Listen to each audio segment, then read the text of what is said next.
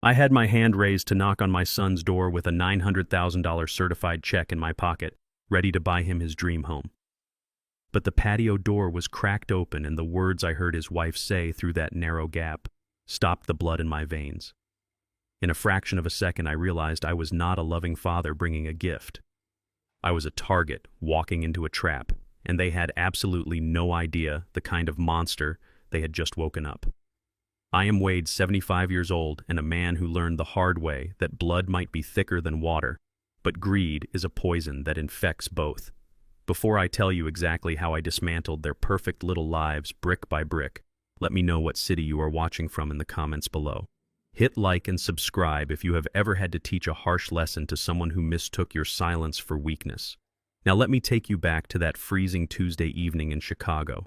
The wind coming off Lake Michigan was brutal, whipping around the high-rise balconies, but I barely felt the cold. I stood on the private rooftop terrace of their luxury apartment building. The doorman knew my face and had let me up without calling ahead. That was their first fatal mistake. Inside the deep breast pocket of my heavy canvas work jacket, I could feel the stiff paper of the check. $900,000. To most people, that is a staggering fortune. For a black man born in the dirt-poor south side of Chicago, it was a miracle built on 4 decades of broken nails, aching joints, and inhaling concrete dust. I made my fortune in the commercial construction business. I started with a single rusted hammer and eventually built an empire of steel and glass across the city. I remember pouring concrete in the dead of winter until my fingers literally bled. I remember fighting off corrupt city inspectors and racist bankers who refused to give a commercial loan to a black man in the 70s. I fought tooth and nail for every single penny to my name.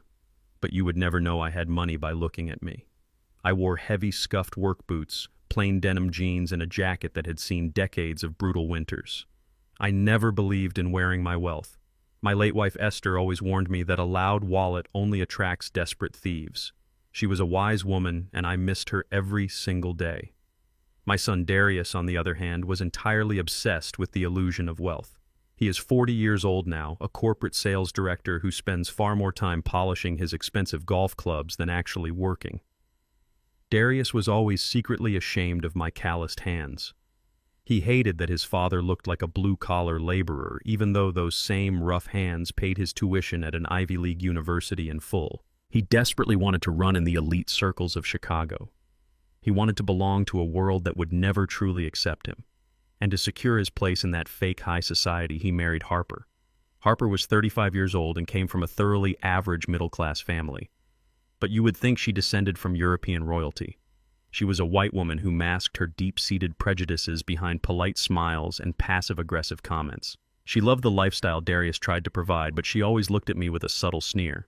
To her, I was just an uneducated relic from the ghetto who somehow stumbled into money. She hated coming to my house. She hated my old truck. She hated everything about me. I tolerated her arrogance for the sake of family peace. I wanted my only son to be happy. That is exactly why I agreed to help them buy a sprawling mansion in Oak Brook, an exclusive wealthy suburb. They told me it was the opportunity of a lifetime. They begged me for the down payment, swearing they would pay me back with interest once Darius got his upcoming promotion. I walked softly across the expensive stone pavers of their terrace, my rubber-soled boots making absolutely no sound. I reached into my pocket, ready to pull out the envelope. I was ready to smile and give them the key to their future. But then I heard Harper's voice carrying clearly through the cracked glass door. I stopped dead in my tracks. She was on her cell phone pouring a glass of wine, and she let out a sharp, cruel laugh.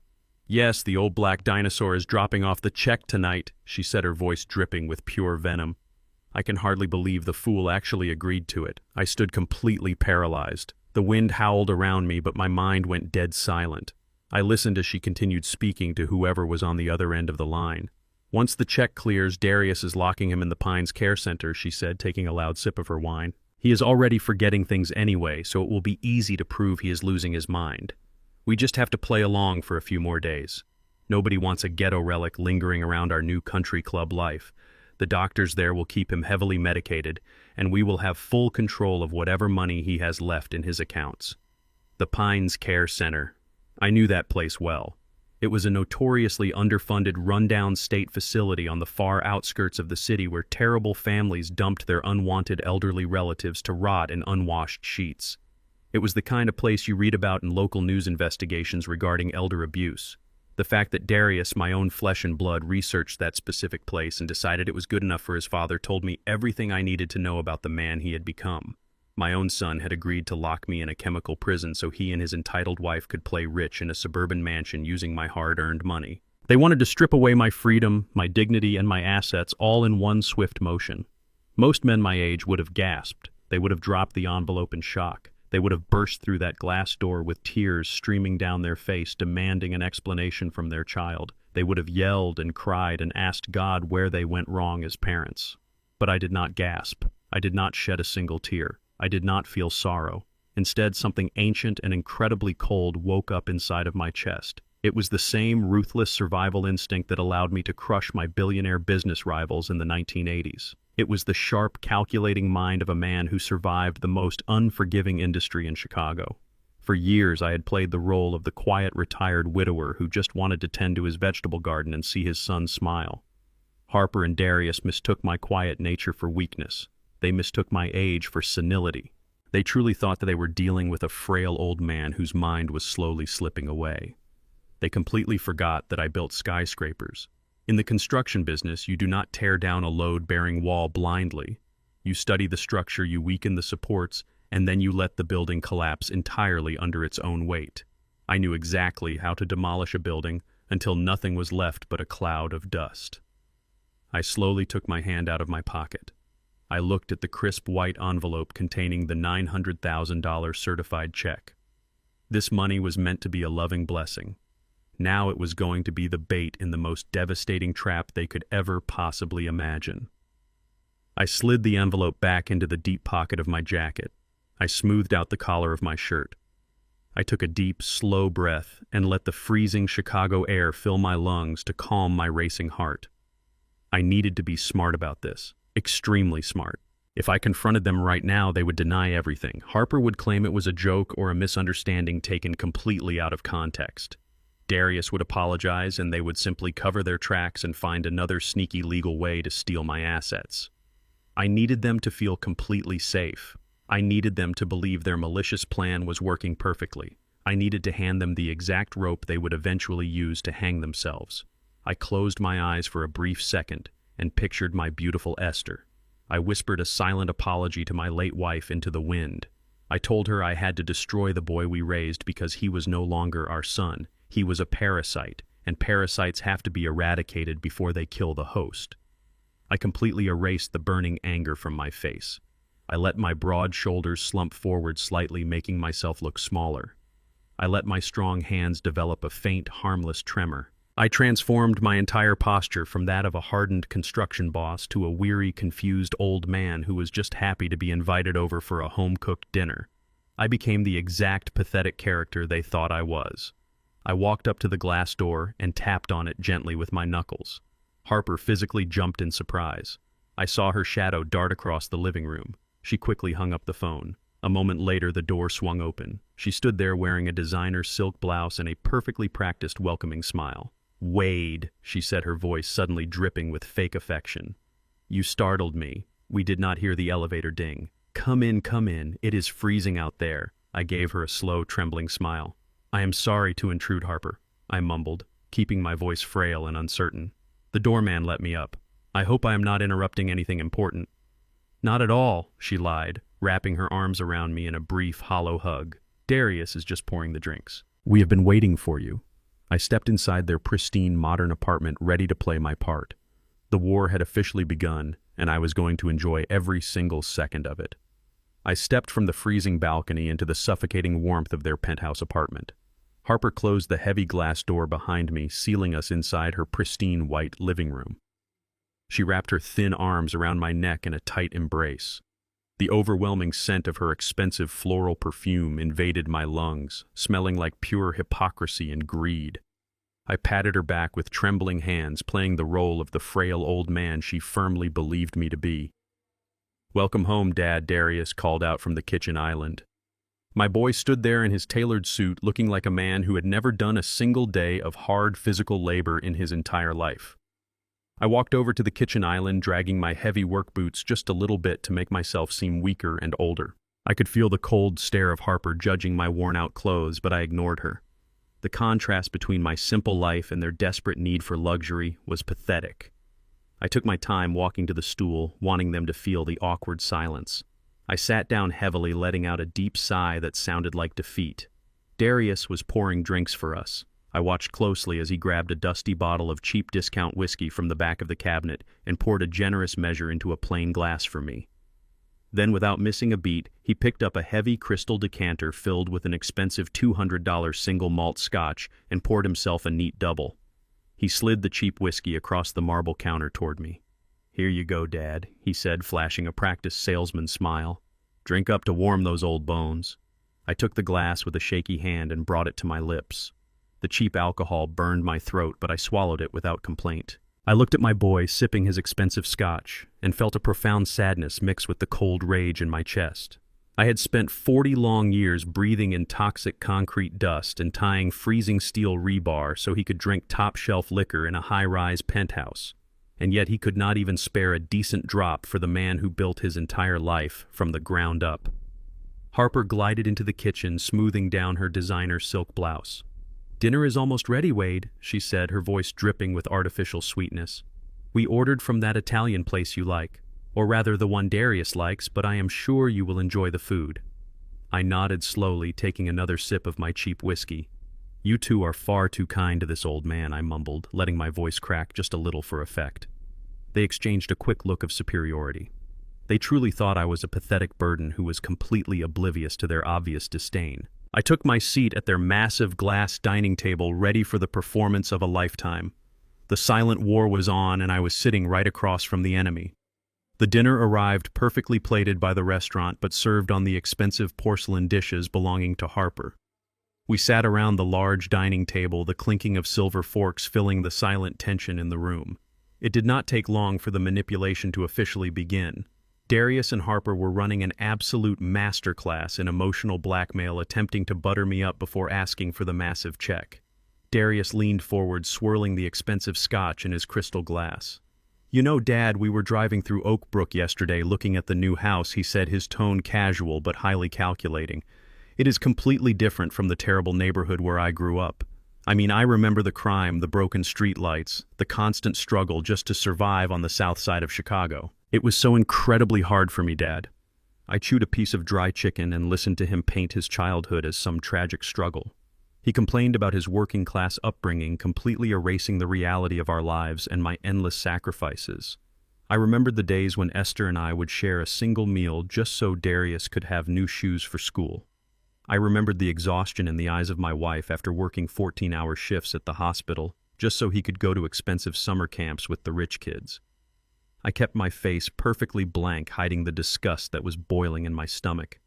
He conveniently forgot that my calloused, bleeding hands had paid for his private tutoring every single week. He complained about the neighborhood but failed to mention that my commercial construction business had fully funded his tuition at an Ivy League university so he would never have to take out a single student loan. "You know," Wade Harper chimed in, resting her perfectly manicured hand on the arm of my boy, "Darius has worked so incredibly hard to overcome his rough background. He pulled himself up by his own bootstraps to get to where he is today. He really deserves a home that reflects his high status as a corporate director. Do you not agree?" Harper continued to talk about their elite friends and how this house would secure their place in high society. I looked at her pale face and her patronizing smile. She was completely dismissing my entire existence and the foundation of our family. She was erasing my 40 years of brutal manual labor to pretend that Darius had magically willed his own success into being. I forced a gentle, naive smile onto my face. "You are absolutely right, Harper," I said, my voice trembling softly. "My boy has come a long, long way. I am so very proud of the man he has become." Darius beamed, taking another slow sip of his scotch. "That is why this Oak Brook house is so very important, Dad," he pressed, leaning in much closer across the glass table. "It is our chance to build a real family legacy, a legacy we can finally pass down. We just need to finalize the down payment tonight, and the sellers are getting extremely impatient. They want the funds secured by the end of the week, or they are going to walk away from the deal entirely. Harper nodded vigorously, her eyes wide with fake desperation. It would be an absolute tragedy if we lost our dream home, Wade. We have already started picking out the luxury furniture for the living room. We are relying entirely on you to make this happen. I looked back and forth between the two of them. They were acting like starving wolves circling a wounded animal. They were trying to pressure me, trying to create a false sense of extreme urgency so I would hand over the money without asking any questions at all. They wanted the $900,000 immediately so they could lock me in the Pines Care Center and live like royalty on my dime. It was finally time to play my first card. I reached a shaky hand into the deep pocket of my worn canvas jacket. I felt the thick envelope waiting there like a loaded weapon. Darius and Harper stopped eating completely. Their eyes locked onto my hand with a hungry, desperate intensity that was almost sickening to watch. I slowly pulled the crisp white envelope out and placed it gently on the center of the glass table. "Well, I know how much this beautiful house means to you both," I mumbled, keeping my head bowed like a weary, defeated old man. "Esther and I always wanted you to have a beautiful home, Darius. So I went to the bank early today." Darius did not even wait for me to finish my sentence. He snatched the envelope off the table with a speed that made me sick to my stomach. He tore the flap open, his fingers trembling with raw greed. Harper leaned over his shoulder, her eyes wide and eager. Darius pulled out the certified bank check. For a fraction of a second, a massive grin spread across his face as he saw the $900,000 printed in bold black ink. But then his eyes scanned the rest of the official document. The joyful smile vanished instantly. The color drained completely from his face, leaving him looking sick and pale. Harper frowned, snatching the check directly from his hands. She read the fine print and her left eye began to twitch violently. "Wait a minute," she said, her voice losing all of its fake sweetness and turning sharp. "Wade, why is this check post dated for 30 days from now? And what is this red stamp on the back?" I could see the veins popping out on the neck of Darius. I watched Harper clench her fists so tight her knuckles turned white. They were completely unraveling right in front of my eyes. The facade of the happy, successful couple was shattering into a million pieces. The silence in the room was heavy and suffocating. Darius looked up at me, his mask of the loving sun slipping entirely to reveal the panicked, desperate man hiding underneath. "Dad," he said, his voice tight with barely suppressed anger. "The bank placed a 30-day holding period on this check. We cannot cash this right now. We cannot access the funds for a whole month." I widened my eyes and let my jaw drop slightly, playing the role of the confused and apologetic senior citizen to absolute perfection. "Oh my goodness," I said, my voice cracking with fake distress. "Is there a serious problem? The bank manager, Mr. Davis, was so very helpful today. He told me that because of my advanced age and the unusually large amount of the transfer, federal regulations require a mandatory 30-day fraud protection hold for seniors. He said it was a brand new policy to make sure no one was taking advantage of an elderly man. I thought it sounded like a very safe idea." Harper let out a sound that was half gasp and half growl. "Safe," she snapped, slamming the check down hard on the table.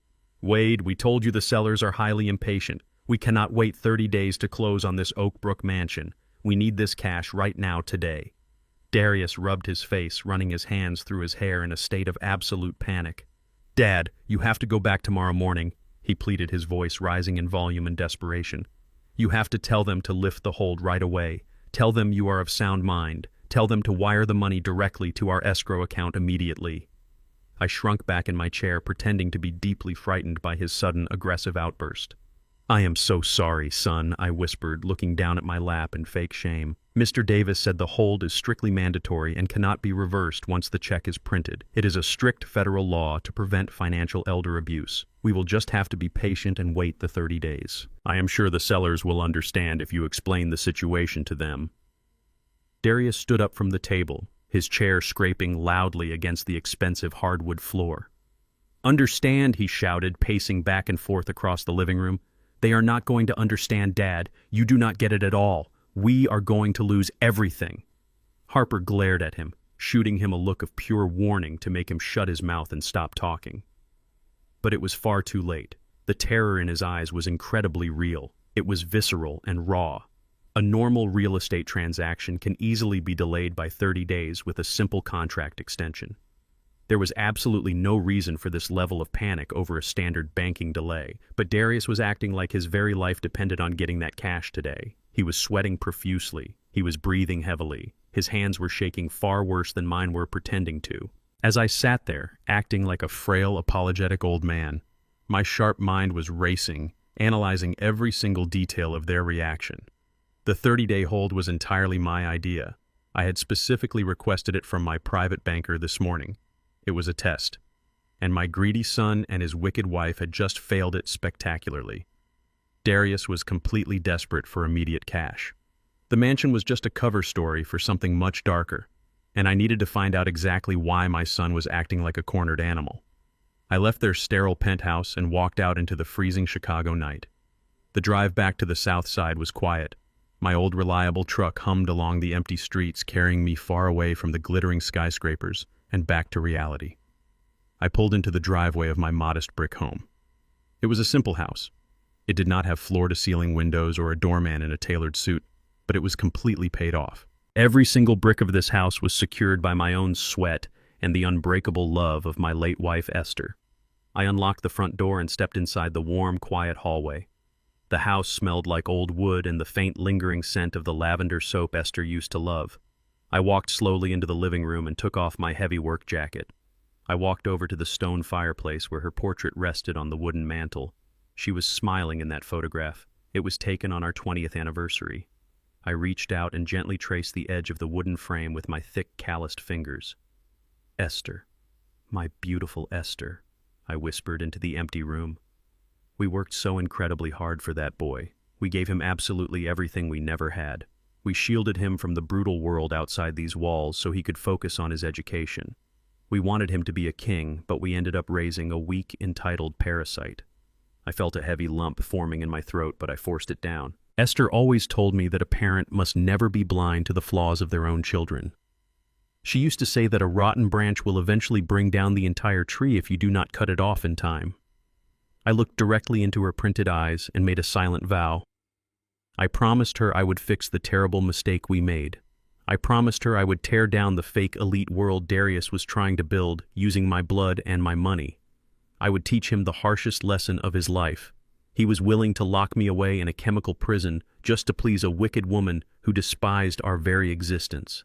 He was willing to erase my freedom for a mansion in Oak Brook. He was no longer the innocent little boy who used to run around this living room. He was a predator, and I was going to crush him before he could strike. I stood there for a long time, letting the silence of the house calm my racing mind. I needed to move fast, and I needed to move with absolute precision. The panic I saw in his eyes tonight was not normal. I knew the look of a man who was drowning in debt. I knew the sweat of a man who owed money to the wrong people. I walked over to my heavy oak desk in the corner of the room. It was time to call in the shadows. I sat down in my heavy leather desk chair and pulled open the bottom drawer. Underneath a stack of old construction blueprints, I kept a small black notebook. I flipped through the worn-out pages until I found the number I needed. It was past midnight, but I knew the man on the other end of the line never truly slept. Griffin was an old-school private investigator. Back in the 1980s and 90s, when the Chicago commercial construction business was ruled by corrupt unions and ruthless mobsters, Griffin was the man I used to dig up dirt on my rival contractors. He was a ghost. He could find out your deepest, darkest secrets without leaving a single footprint. I dialed the number and waited in the darkness. The phone rang twice before a gruff, gravelly voice answered. "Wade," he said, his voice rough from decades of smoking cheap cigars. "It has been a long time, my friend. I did not bother with pleasantries." "Griffin, I need your eyes on something," I said, leaning forward in my chair. "I need a deep dive into my own family." Griffin was silent for a brief moment before he replied. "Give me the names, Wade." I told him everything. I gave him the full name of my son Darius and his corporate title at his fancy sales firm. I gave him the name of his wicked wife Harper and her daily schedule.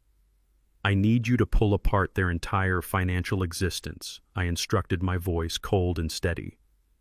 "I need to know every single transaction, every hidden bank account, and every secret credit card they own." Griffin grunted in agreement.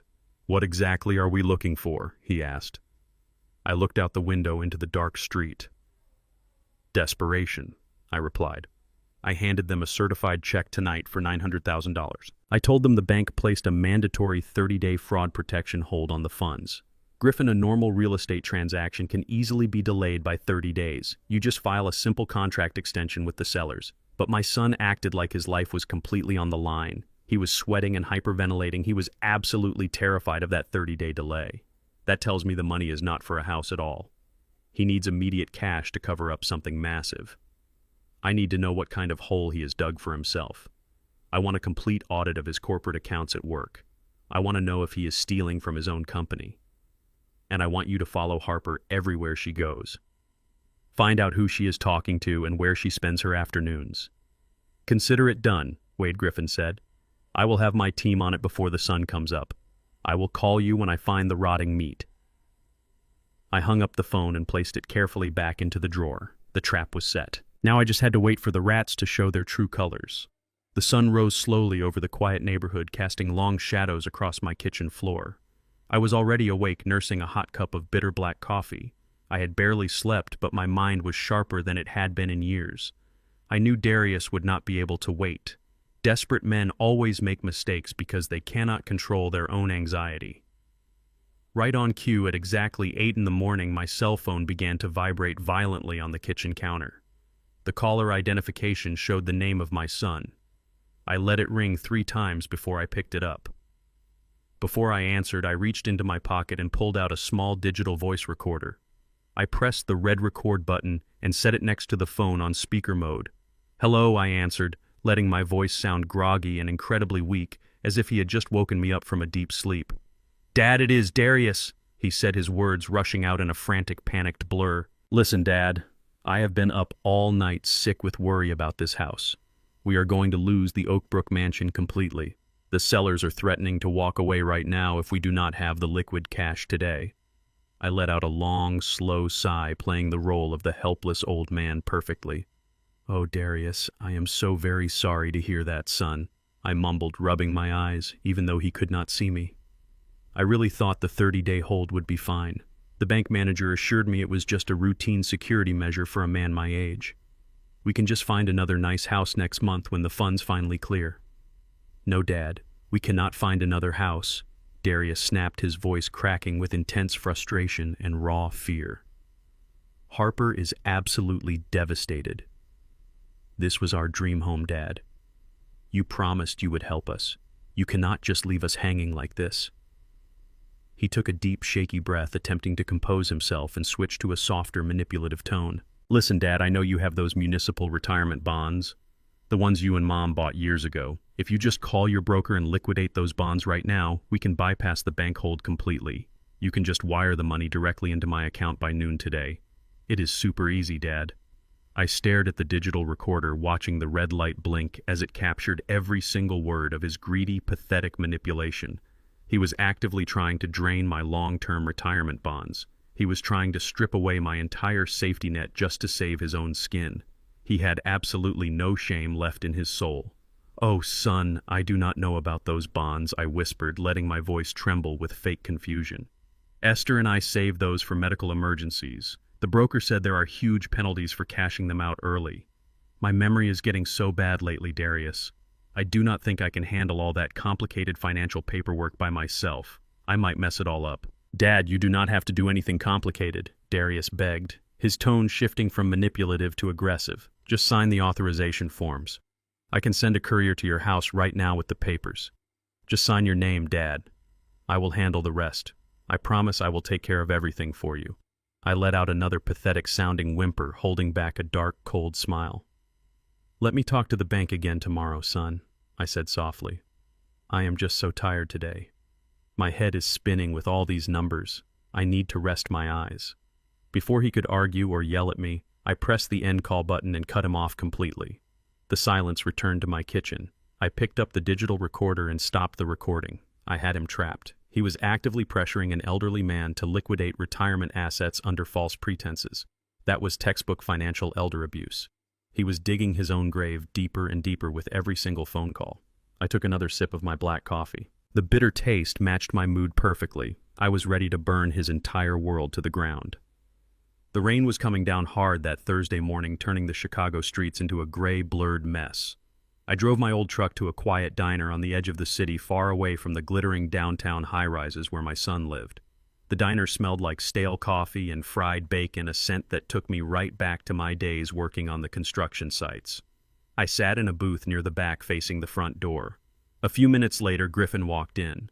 He was a mountain of a man wearing a damp trench coat and a battered hat. He looked exactly like the kind of man who made a living digging up the dirty secrets people tried so desperately to hide. He slid into the booth across from me without saying a single word of greeting. The waitress came by and poured him a mug of black coffee. We waited in total silence until she walked away before either of us moved. Griffin reached into his coat and pulled out a thick manila folder. He placed it flat on the sticky table and slid it slowly across to my side. He looked me dead in the eyes and told me that what I was about to see was going to make me sick to my stomach. I told him I had built my life in the mud and dirt, and there was nothing left in this world that could turn my stomach anymore.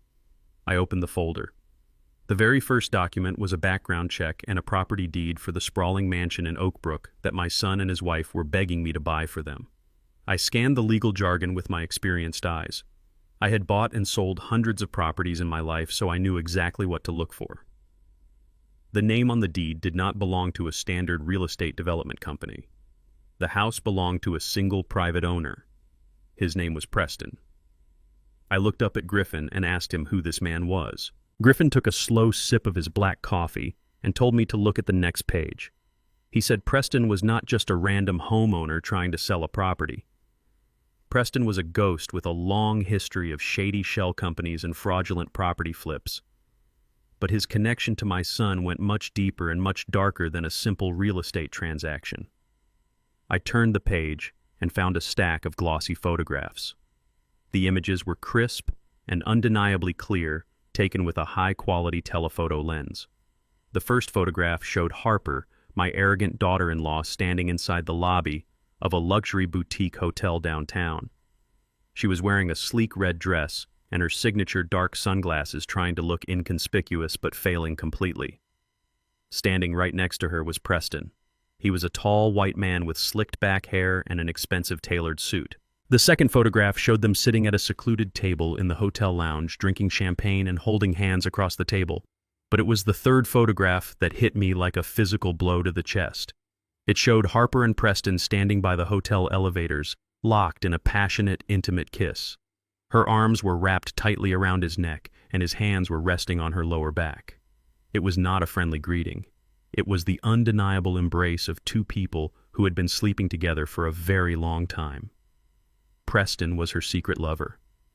Griffin leaned forward and laid out the entire twisted plot in a low, steady voice. He explained that the $900,000 my son was begging for was never actually going to be used to buy a home for their future. It was a highly calculated money laundering scheme designed to rob me blind. Preston had bought that Oak Brook house years ago for a fraction of the price. The property was practically worthless, needing massive structural repairs underneath the fresh paint. Harper and Preston had convinced my foolish son that it was a luxury estate worth a fortune. Their plan was brilliant in its absolute cruelty. Harper was going to use Darius to extract the $900,000 from my bank account. Darius would willingly hand that massive sum of cash over to Preston, thinking he was securing a high society mansion. Once the money cleared, Preston would vanish with the cash. And Harper had her exit strategy already mapped out. Within a month of closing the deal, she was going to file for divorce. She would drag Darius through court, demand half of his remaining assets, and leave him holding the deed to a completely worthless, crumbling house. Darius would be financially ruined and legally bound to a useless property, while Harper and her lover walked away nearly $1 million richer. It was a masterful con. Harper was entirely using my son as a disposable pawn to rob me. And the most sickening part was that they needed to lock me inside the Pines Care Center so I could never investigate the missing funds or hire a lawyer to stop them. I sat there staring at the photographs of my daughter-in-law kissing another man. A part of me almost felt a brief flash of pity for Darius. He was completely blind to the fact that his own wife was setting him up for total destruction. But that tiny spark of pity vanished the moment Griffin slid the final document across the table. He told me the story was not over yet. He told me that Darius was not just an innocent victim caught in the crossfire of a cheating wife. Griffin had pulled the financial records from the corporate sales firm where my son worked as a director. The numbers were disastrous. Darius was currently under a massive internal investigation by his own human resources department and the corporate auditors. Over the last 18 months, my son had systematically embezzled over $150,000 from his employer's corporate expense accounts. He had been forging client invoices and redirecting company funds into offshore accounts just to keep up with the lavish high society lifestyle Harper demanded. He bought her designer bags, luxury vacations, and expensive jewelry using stolen corporate money, all because he was terrified she would leave him if he could not afford her elite tastes. Darius was a desperate, cornered fool. He was drowning in illegal debt, and the corporate auditors were closing in on him fast. If he did not replace that missing $150,000 immediately, he was going to face federal wire fraud charges and spend the next decade in a federal penitentiary. That was the real reason he was sweating and hyperventilating in my kitchen. When I told him the bank had placed a 30-day hold on my check, he did not care about the house. He cared about saving his own skin. He needed my $900,000 so he could skim off the top, pay back his company before the auditors filed a police report and give the rest to Preston to secure the mansion. Harper was a cold-blooded, calculating predator, but my son was a weak, cowardly criminal. Darius knew exactly what he was doing. He knew he was stealing. And worse, he was completely willing to sacrifice his own elderly father to cover up his crimes. He was ready and eager to lock me in a dirty, underfunded nursing home and drug me into a stupor just so he could steal my life savings to pay off his own embezzled debts. I looked down at my rough, calloused hands that had bled to build a future for a boy who had grown into a monster. He was not a mastermind. He was the Mark. But he was a guilty Mark who chose to throw his own father to the wolves rather than face the consequences of his actions. I closed the manila folder and slid it back to Griffin. I thanked him for his work and told him to keep monitoring the situation. I stood up from the diner booth, leaving a $50 bill on the table. I walked out into the freezing rain, feeling a profound sense of clarity. Any lingering guilt I had about destroying my son evaporated in that quiet diner. He had made his choice. Now I was going to make mine. I was sitting in my worn-out leather armchair nursing a hot cup of black coffee when the doorbell rang. I was not expecting any visitors that afternoon. I looked through the front window and saw my son Darius standing on my porch. But he was not alone. Standing right next to him was a man I had never seen before. He was a short, rat-faced man wearing a cheap, shiny gray suit and holding a thick leather briefcase. I knew exactly what kind of man he was before I even opened the door. He was a bottom-feeding lawyer. The kind of man who chased ambulances and finalized dirty deals in the back rooms of shady diners. I took a deep breath, letting my shoulders slump and pasting that same naive, confused smile onto my face before I unlocked the deadbolt. Darius pushed his way inside without even waiting for an invitation. He did not ask how I was doing. He did not take off his expensive wool coat. He marched straight into my living room, bringing the cold Chicago wind and the overwhelming smell of the lawyer's cheap cologne right into my home. Dad Darius said, his voice vibrating with that same frantic desperation I'd heard on the phone. "We need to talk right now. This is Mr. Sterling. He is a legal consultant helping Harper and me with the closing on the Oak Brook house." I nodded slowly, gesturing for them to sit on the sofa while I shuffled over to my armchair, holding my mug of hot coffee with both hands. Mr. Sterling did not even bother to sit down properly. He perched on the absolute edge of the cushion, snapping the latches of his briefcase open with a loud click. He pulled out a massive stack of legal documents printed on thick, crisp paper and slammed them down onto my coffee table. The ambush had officially begun. Darius leaned forward, resting his elbows on his knees, trying to manufacture a look of deep, loving concern. "Dad, we have a massive problem with that 30-day bank hold on the check you gave us," he said, his voice tight. "The sellers are threatening to cancel the entire contract by tomorrow morning if we do not show them liquid funds. But Mr. Sterling here found a legal loophole, a way we can completely bypass the bank manager and release the money today." I looked back and forth between my sweating son and the smirking lawyer. I played the part of the overwhelmed elderly father perfectly. "A loophole?" I asked, my voice trembling slightly. "But the bank manager said it was a strict federal law, Darius. I do not want to get into any legal trouble at my age." Mr. Sterling finally spoke up. His voice was slick and fast, like a used car salesman trying to push a broken vehicle off the lot. "There is absolutely no trouble here, Wade," he said, waving his hand dismissively. "It is just a standard administrative form. We simply need to show the bank that your son is your authorized financial representative." I leaned forward, squinting my eyes as if I could not read the bold print at the top of the page. It did not say standard administrative form. It said medical and financial power of attorney. It was the absolute ultimate weapon of elder abuse. Darius was sitting in my living room looking me dead in the eyes, trying to trick me into signing away my entire existence.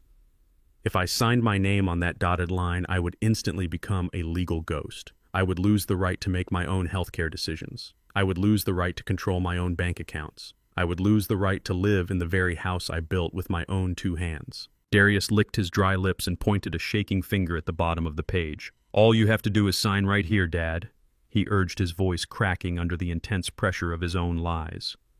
"Once you sign this, I can march right down to the bank branch and authorize the immediate release of the $900,000. You will not even have to leave your comfortable chair. I will take care of all the heavy lifting for you. Harper and I can finally move into our dream home, and you will be the hero who made it happen." The sheer audacity of his lie was almost impressive. He was staring at the man who had wiped his tears and paid his way through life, and he was trying to legally execute me. My heart turned to absolute ice, but my exterior remained perfectly fragile. I slowly reached out with my right hand to take the pen Mr. Sterling was aggressively shoving into my face. I let my hand shake violently. I made my fingers tremble so hard that the pen slipped from my grasp and clattered onto the wooden coffee table. "Oh my goodness," I mumbled, staring at my shaking hands in fake horror. "I am so sorry, Darius. My arthritis is acting up so terribly today. I cannot seem to grip the pen properly." Mr. Sterling let out an annoyed sigh and picked up the pen, pressing it back into my palm. "Just grip it tight, Wade," he instructed coldly. "It only takes 2 seconds. Just a quick signature right on the bottom line." I took the pen again, wrapping my trembling fingers around it. I leaned over the stack of legal documents, bringing my face close to the paper. In my left hand, I was still holding my large ceramic mug filled to the brim with scalding hot black coffee. As I lowered the pen toward the signature line, I intentionally let my left wrist completely give out. I tilted the heavy mug forward and dumped the entire cup of boiling hot coffee directly onto the stack of legal papers. The dark brown liquid splashed across the coffee table, soaking instantly into the thick paper. It completely obliterated the signature lines and turned the fraudulent power of attorney documents into a ruined, dripping mess. Darius jumped back off the sofa, shouting in absolute shock as the hot coffee splashed onto his expensive leather shoes. Mr. Sterling grabbed his leather briefcase and pulled it away, cursing under his breath as he watched his carefully crafted legal trap turn into garbage. I dropped the empty mug onto the table and let out a loud gasp of fake panic. "Oh, dear Lord," I cried out, grabbing a handful of napkins and furiously dabbing at the soaking wet papers, making sure to smudge the ink even further. "I am so incredibly clumsy today, Darius. My hands just completely gave out on me. I have ruined all of Mr. Sterling's important paperwork. I am so sorry." Darius was breathing heavily, his chest heaving up and down. He looked like he wanted to reach across the table and strangle me. His eyes were wide with pure panicked rage, but he was trying desperately to keep his mask from falling off completely in front of the lawyer. "It is fine, Dad," he forced out through gritted teeth, his voice trembling with contained fury. "It is fine. Mr. Sterling can just print out another clean copy from his briefcase right now. We can just sign a fresh one." The lawyer reached for the clasps of his bag, but I immediately raised my shaking hand to stop him. No, I cannot sign anything else today," I said, letting my voice sound utterly exhausted and confused. "My eyes are burning and I cannot even find my reading glasses. I need my heavy magnifying glass to read all those tiny little words, Mr. Sterling. You just leave these wet papers right here on the table to dry out. I will find my magnifying glass tonight and read them over slowly. You can come back tomorrow morning and I will sign a fresh copy for you when my hands are not shaking so terribly." Darius looked at the lawyer with wild, desperate eyes. He knew he was running out of time before the corporate auditors at his job destroyed his life. He needed that money today. But Mr. Sterling gave him a sharp, subtle shake of his head. The sleazy lawyer knew that if they forced a visibly shaking, confused old man to sign documents after a spilled coffee accident, a judge might invalidate the entire agreement under duress. They had no choice but to retreat. "Fine, Dad," Darius spat out, grabbing his coat. "We will be back first thing tomorrow morning. Have your glasses ready." They marched out of my house, slamming the front door shut behind them. The moment the lock clicked into place, the fake tremor in my hands vanished completely. My spine straightened. I walked calmly into the kitchen and grabbed a towel to wipe down the table. I picked up the soaking wet documents, carefully separating the damp pages. I walked straight into my home office and fed the ruined papers into my high-speed digital scanner. I emailed the files directly to my ruthless corporate attorney, Roxanne. She was a shark in a tailored suit who handled all the legal warfare for my construction empire. I did not have to wait long. 10 minutes later, my phone rang. Roxanne's voice was ice cold on the other end of the line. "Wade," she said, her tone deadly serious. "I am looking at the scans right now. This is not a standard banking authorization. This is a total surrender of your human rights. If you sign this paper, your son has the immediate legal authority to liquidate every single asset you own. He can sell your house, drain your bank accounts, and most importantly, he has the power to commit you to a psychiatric lockdown facility against your will without a secondary medical opinion. He is trying to erase you, Wade." I listened to her words echoing in the quiet of my office. My own son had just sat on my sofa and tried to smile while handing me my own death warrant. I thanked Roxanne and told her to prepare the corporate retaliation. The ambush had failed. Now it was my turn to hunt. The morning sun was bright, but it offered absolutely no warmth through the windows of my brick home. I was sitting in my quiet living room, fully anticipating their next move. After my deliberate coffee spill ruined their legal ambush yesterday, I knew my son and his wicked wife would quickly pivot to a new strategy. They realized they could not force me to sign those binding legal papers while I was alert and asking questions. They needed me compliant. They needed me broken. I knew they were desperate for the $900,000 to cover up the corporate embezzlement and pay off the secret lover, but I had no idea how dark their desperation had truly become. At exactly noon, the doorbell chimed, echoing through the silent house. I pulled out my phone and checked the security camera feed I had recently installed. It was Harper. She was standing on my front porch, holding a woven wicker basket and smiling sweetly at the camera lens. I took a deep breath, let my shoulders sag forward, and shuffled to the door, dragging my heavy boots to play the role of the exhausted elder. I pulled the door open, and Harper swept into my home, bringing a gust of freezing Chicago air and that same overpowering designer floral perfume. "Wade," she cooed, leaning in to give me a hollow, meaningless hug. "Darius told me all about your little accident with the hot coffee yesterday. He said your hands were shaking terribly and you seemed so very confused about the banking paperwork. I was just sick with worry about you, Wade. So I spent the entire morning making your absolute favorite homemade chicken soup from scratch." She walked right past me into my kitchen, setting the woven basket down on the marble counter. I followed her slowly, keeping my head bowed. "You are far too kind to this frail old man, Harper," I said, letting my voice waver and crack. "My memory is just playing cruel tricks on me lately, and my hands will not stop trembling." She turned around to face me with a look of deep, fake sympathy plastered across her pale face. Her eyes, however, remained cold and dead, like a shark circling wounded prey. "I know, Wade," she murmured, pulling a large metal thermos from the basket. "And Darius and I desperately want to help you get better. In fact, I spoke to a wonderful private doctor early this morning. I told him all about your sudden memory slips and your worsening hand tremors. He gave me these just for you." She reached into her expensive leather purse and pulled out a small, unmarked brown plastic bottle. She placed it gently on the kitchen counter right next to the thermos of soup. "These are high-grade cognitive vitamins, Wade. They are specially formulated to help seniors regain their mental clarity and steady their aging nerves. The private doctor said you need to start taking them immediately. He prescribed 2 pills every single day to be taken with a hot meal." I stared down at the little brown bottle resting on my counter. There was no official pharmacy label wrapped around it. There was no doctor's name printed anywhere. It was just a blank plastic container filled with small, chalky white tablets. She was not even trying to hide her criminal tracks because she truly believed I was too stupid and too senile to notice the danger. "Oh, Harper," I mumbled, reaching out to touch the plastic bottle with trembling fingers. "I do not know if I should take any new pills without seeing my own primary care doctor first." She immediately placed her perfectly manicured hand firmly over mine, trapping my fingers against the plastic bottle. "Wade, please," she insisted, her voice taking on a sharp, commanding edge that betrayed her frustration. "Darius and I are losing sleep over your rapidly declining health. You have to take these vitamins for us." In fact, I am going to serve you a hot bowl of this soup right now, and I am going to watch you take your very first dose. We simply cannot risk you forgetting to take your medicine." She turned her back to me and reached up to open the overhead cabinet to grab a soup bowl. Back in my youth, when I was working on the brutal and unforgiving construction sites of Chicago, you had to have incredibly quick hands to avoid getting crushed by swinging steel beams. My hands might be 75 years old now, but they were still drastically faster than a pampered corporate housewife.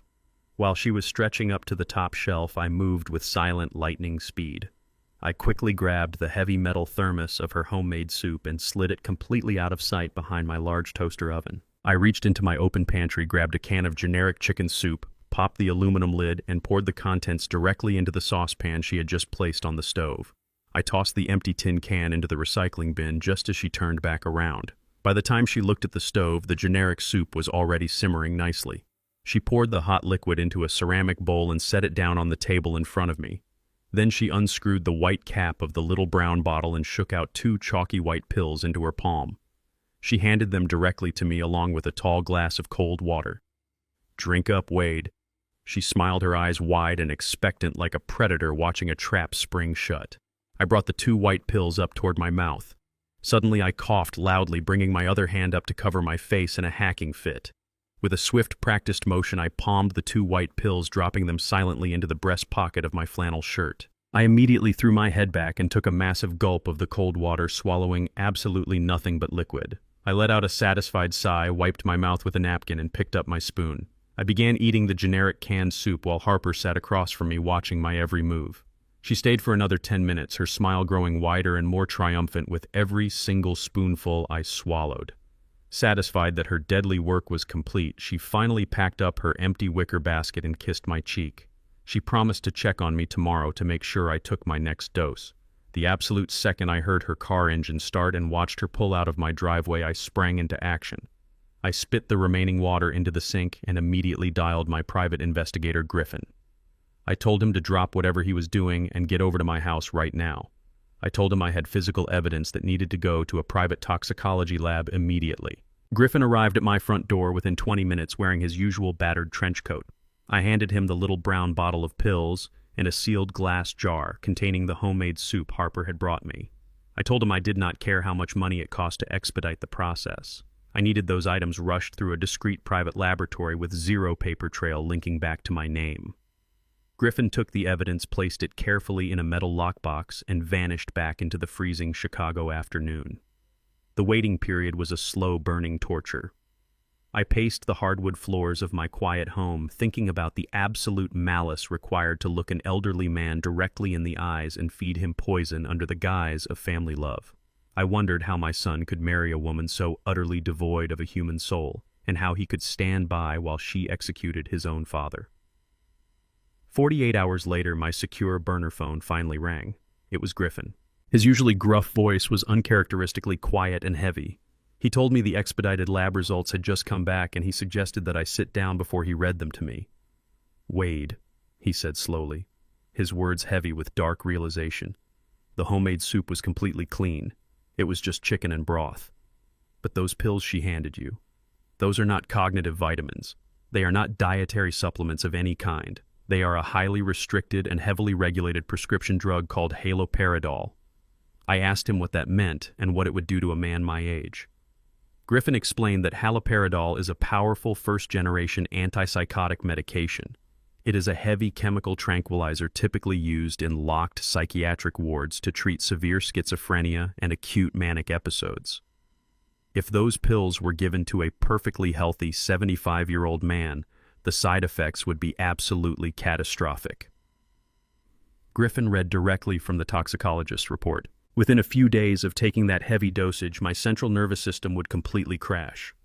I would develop severe, uncontrollable hand tremors resembling advanced Parkinson's disease. My speech would become heavily slurred and totally incoherent. I would suffer from terrifying visual hallucinations, extreme lethargy, and total memory loss. To any outside observer or medical professional, I would physically and mentally appear to be suffering from rapid onset dementia. The jagged pieces of their twisted puzzle locked together in my mind with terrifying crystal clarity.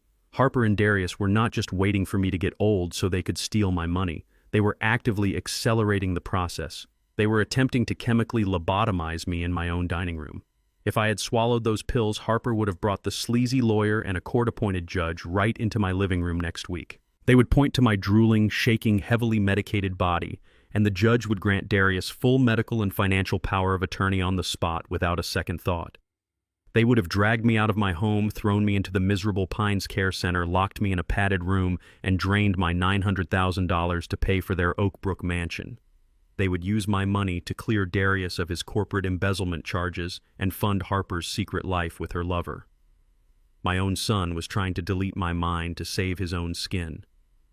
The betrayal was so deep and so unfathomably cruel that it completely bypassed normal human anger and settled into a realm of pure, absolute ice. They wanted to play a ruthless game of life and death with my brain. They wanted to strip away my memories of Esther and my decades of hard work just to live in luxury. I walked over to the mantel and looked at the portrait of my wife. I promised her right then and there that I would show no mercy. They thought they had trapped a confused old man, but they had actually handed a loaded weapon to a master builder. I was going to demolish their entire existence, and I was going to make sure they lost absolutely everything. If my son and his wicked wife wanted a broken mind, I was going to give them an absolute masterpiece. I knew that the poison they handed me was designed to cause a rapid mental decline. They needed me to fall apart quickly so the court would grant the power of attorney without any tedious medical delays. I took the plastic bottle of heavy antipsychotic pills and flushed 2 of them down the toilet every single morning. But to the outside world, I became the exact walking corpse they desired. I stopped shaving my face every day. I started wearing my shirts buttoned incorrectly. I let my heavy work boots drag across the hardwood floors, creating the slow shuffling sound of a man who was completely losing his grip on reality. Over the next week, I put on an Oscar-worthy performance that would have fooled the most seasoned medical professionals in Chicago. I knew that physical acting was not enough. I needed to establish a documented history of severe mental confusion. I needed Darius to feel absolutely confident that his chemical lobotomy was working perfectly. I waited until exactly 3 in the morning on a freezing Tuesday night. I sat at my kitchen table in total darkness, staring at the wall. I picked up my phone and dialed the number for my son. I let it ring until he finally answered with a groggy, irritated voice. I immediately began to hyperventilate. I knocked a wooden dining chair onto the floor with a loud crash to create the sound of chaos. I spoke into the receiver with a voice full of raw, absolute terror. Darius the First gasped out, breathing heavily into the phone. "There is a strange man in the kitchen. I do not know where I am. Where is Esther? You need to tell your mother to come downstairs right now, Darius. I am so lost." The silence on the other end of the line was thick. I could hear Darius shifting in his expensive bed. I could hear the faint sound of Harper whispering in the background, asking him what was going on. Darius did not sound worried at all. He sounded incredibly relieved. "Dad, you are just in your own house," he said, his voice dripping with condescending fake patience. "Mom passed away a long time ago. You are just having a bad dream. Go back to sleep, Dad. We will come check on you tomorrow." He hung up the phone without another word. He did not ask if I was hurt. He did not ask if I needed him to drive over and check the locks. He just hung up, leaving his supposedly terrified elderly father completely alone in the dark. I lowered the phone from my ear. The fake panic instantly vanished from my face. I calmly picked up the fallen wooden chair and set it right back in its proper place. The trap was working flawlessly. The very next afternoon, Darius and Harper drove down to the south side for a surprise wellness check. They wanted to witness the glorious results of their poison firsthand. But I was more than ready for them. An hour before they pulled into my driveway, I took a small black voice-activated digital recorder from my home office. I walked into the dining room and used thick black tape to secure the device directly underneath the center of my heavy oak dining table. I tested the microphone to make sure it would pick up every single whisper in the room. When the doorbell finally rang, I made sure to take a very long time to answer it. I stood in the foyer wearing a thick wool sweater over my pajamas, even though the heating was turned all the way up. I wore 1 black sock and 1 brown sock. I opened the door and stared at them with a blank, empty expression. Harper stepped inside, shivering from the cold air. She looked me up and down, and a wicked, triumphant gleam flashed in her pale eyes. "Oh, Wade, you look so very tired today," she cooed, reaching out to pat my arm. "Have you been taking the special vitamins I brought you?" I nodded slowly, letting my lower jaw hang slack. "Yes, Esther," I mumbled, staring right through her. "The pills make me so very sleepy. I took them just like you asked me to." Harper literally beamed with joy at being called by the name of my late wife. She exchanged a quick, victorious glance with Darius. Darius looked slightly uncomfortable, but his greed completely overpowered any lingering sense of guilt. He walked into the dining room and set his leather briefcase on the table right above the hidden microphone. "Dad, why do you not sit down and rest?" he suggested, gesturing toward the sofa. I shook my head slowly, gazing out the back window toward the frozen yard. "I need to go check on my tomatoes," I whispered, pointing a shaking finger at the barren winter soil. "The frost is going to kill the harvest." Before they could say another word, I shuffled past them, opening the back door and stepping out into the freezing Chicago garden. I left them entirely alone in the dining room. I stood out in the bitter cold, pretending to inspect dead bushes while secretly watching them through the glass window. I saw them lean in close to each other. I saw their lips moving rapidly. They thought they were completely alone in the house with a mindless old fool. They thought they had secured their luxurious future. They had absolutely no idea they were standing directly over a live microphone. I stayed out in the freezing garden for 20 minutes until they finally waved goodbye from the back door and hurried out to their luxury car. I watched their vehicle disappear down the street before I dropped the pathetic old man act completely. I walked back inside my warm house and locked the deadbolt. I marched straight into the dining room, reached under the heavy oak table, and ripped the black tape away. I pulled the digital recorder free and carried it to my home office. I plugged the small device into my laptop computer and opened the audio files. My heart beat with a slow, steady rhythm as I pressed play. The audio was crystal clear. First, I heard the sound of my back door shutting as I shuffled out into the garden. Then I heard Harper let out a sharp, cruel laugh that echoed through my quiet house. "The pills are working perfectly," she said, her voice filled with absolute malicious joy. "Did you see his eyes, Darius? There is absolutely nothing left behind them. He called me Esther today. The heavy dosage is completely destroying his brain. He does not even know what month it is." I sat in my office chair listening to my daughter-in-law celebrate the systematic destruction of my mind. Then she continued her vicious rant. "The judge will stamp the incompetence order by Friday morning," she told my son. "There is no way the court denies the power of attorney now. We have it in the bag. Tell Preston to prep the escrow account immediately. We are going to wire the $900,000 as soon as the bank opens on Monday."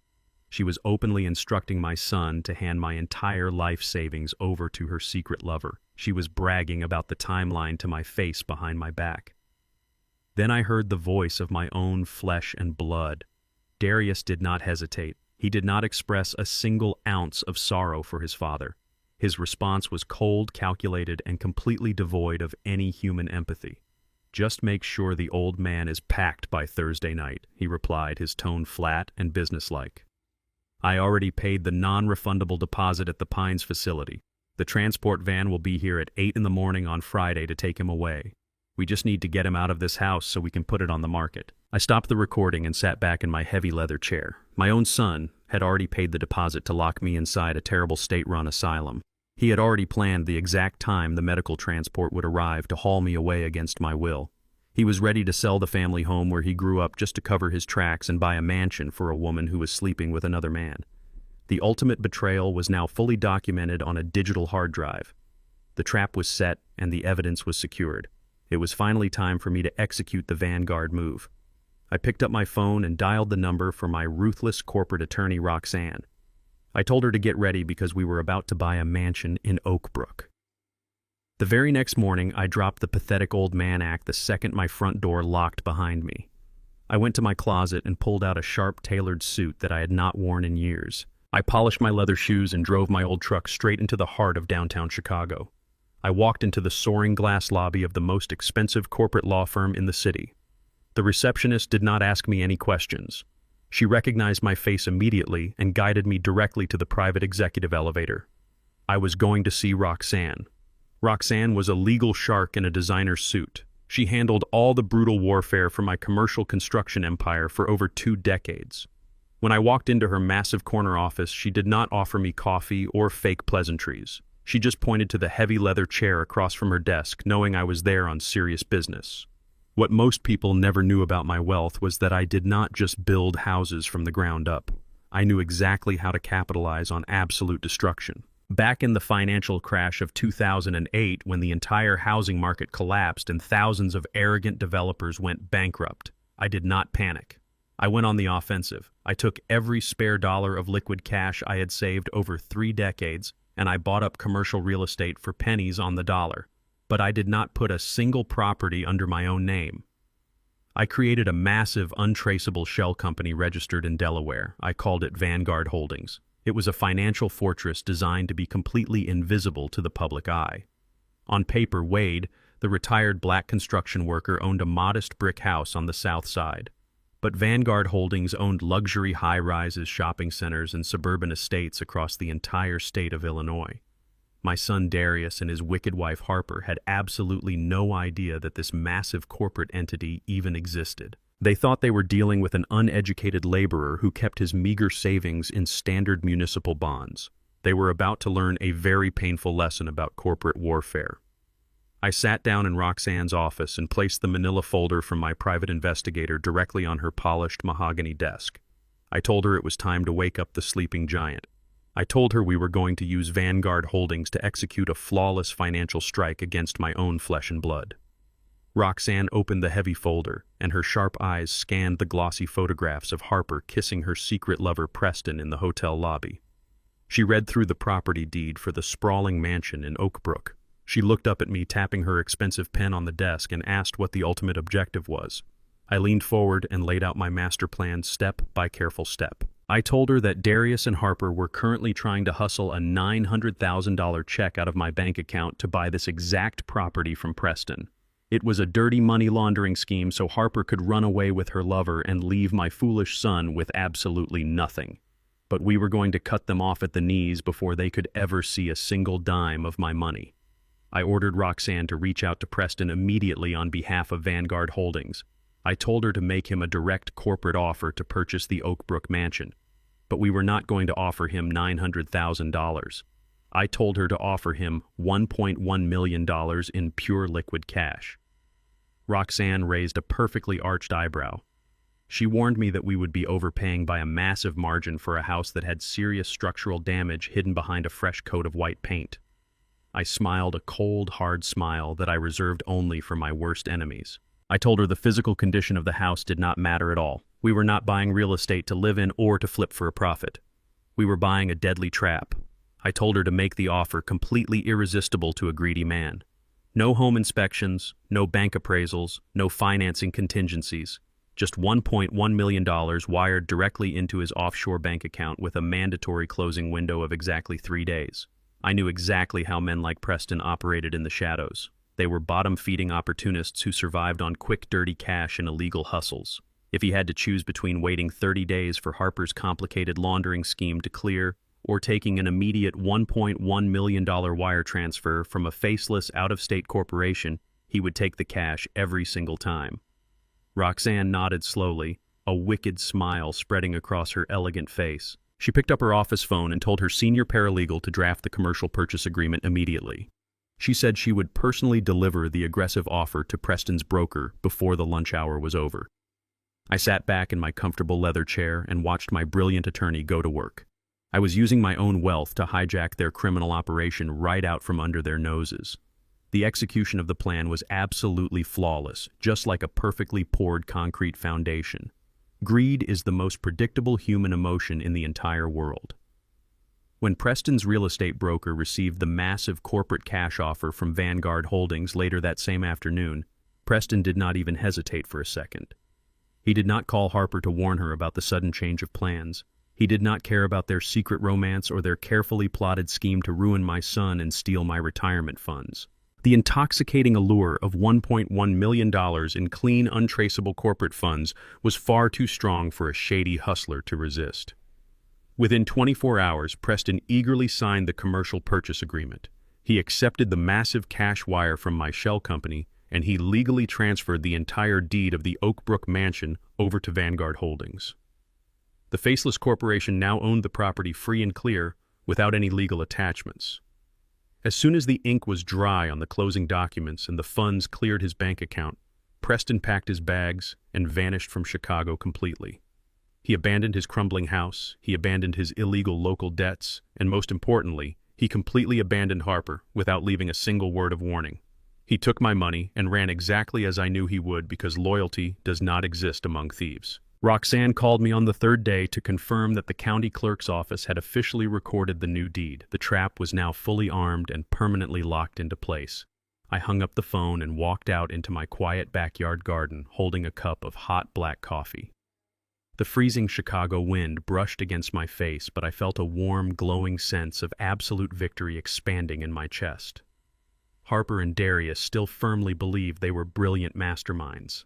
They still thought my son was going to steal my life savings, lock me in a chemical prison, and move into their luxurious dream home. They had absolutely no idea that the man they were sleeping with and conspiring with had just betrayed them for a bigger payout. They had no idea that the Oak Brook mansion they were desperately trying to secure was now legally owned by the very same old man they were trying to destroy. I had effectively purchased the steel cage they were about to walk right into. I looked up at the gray winter sky and took a deep breath of the crisp air. The chess pieces were finally set exactly where I wanted them on the board.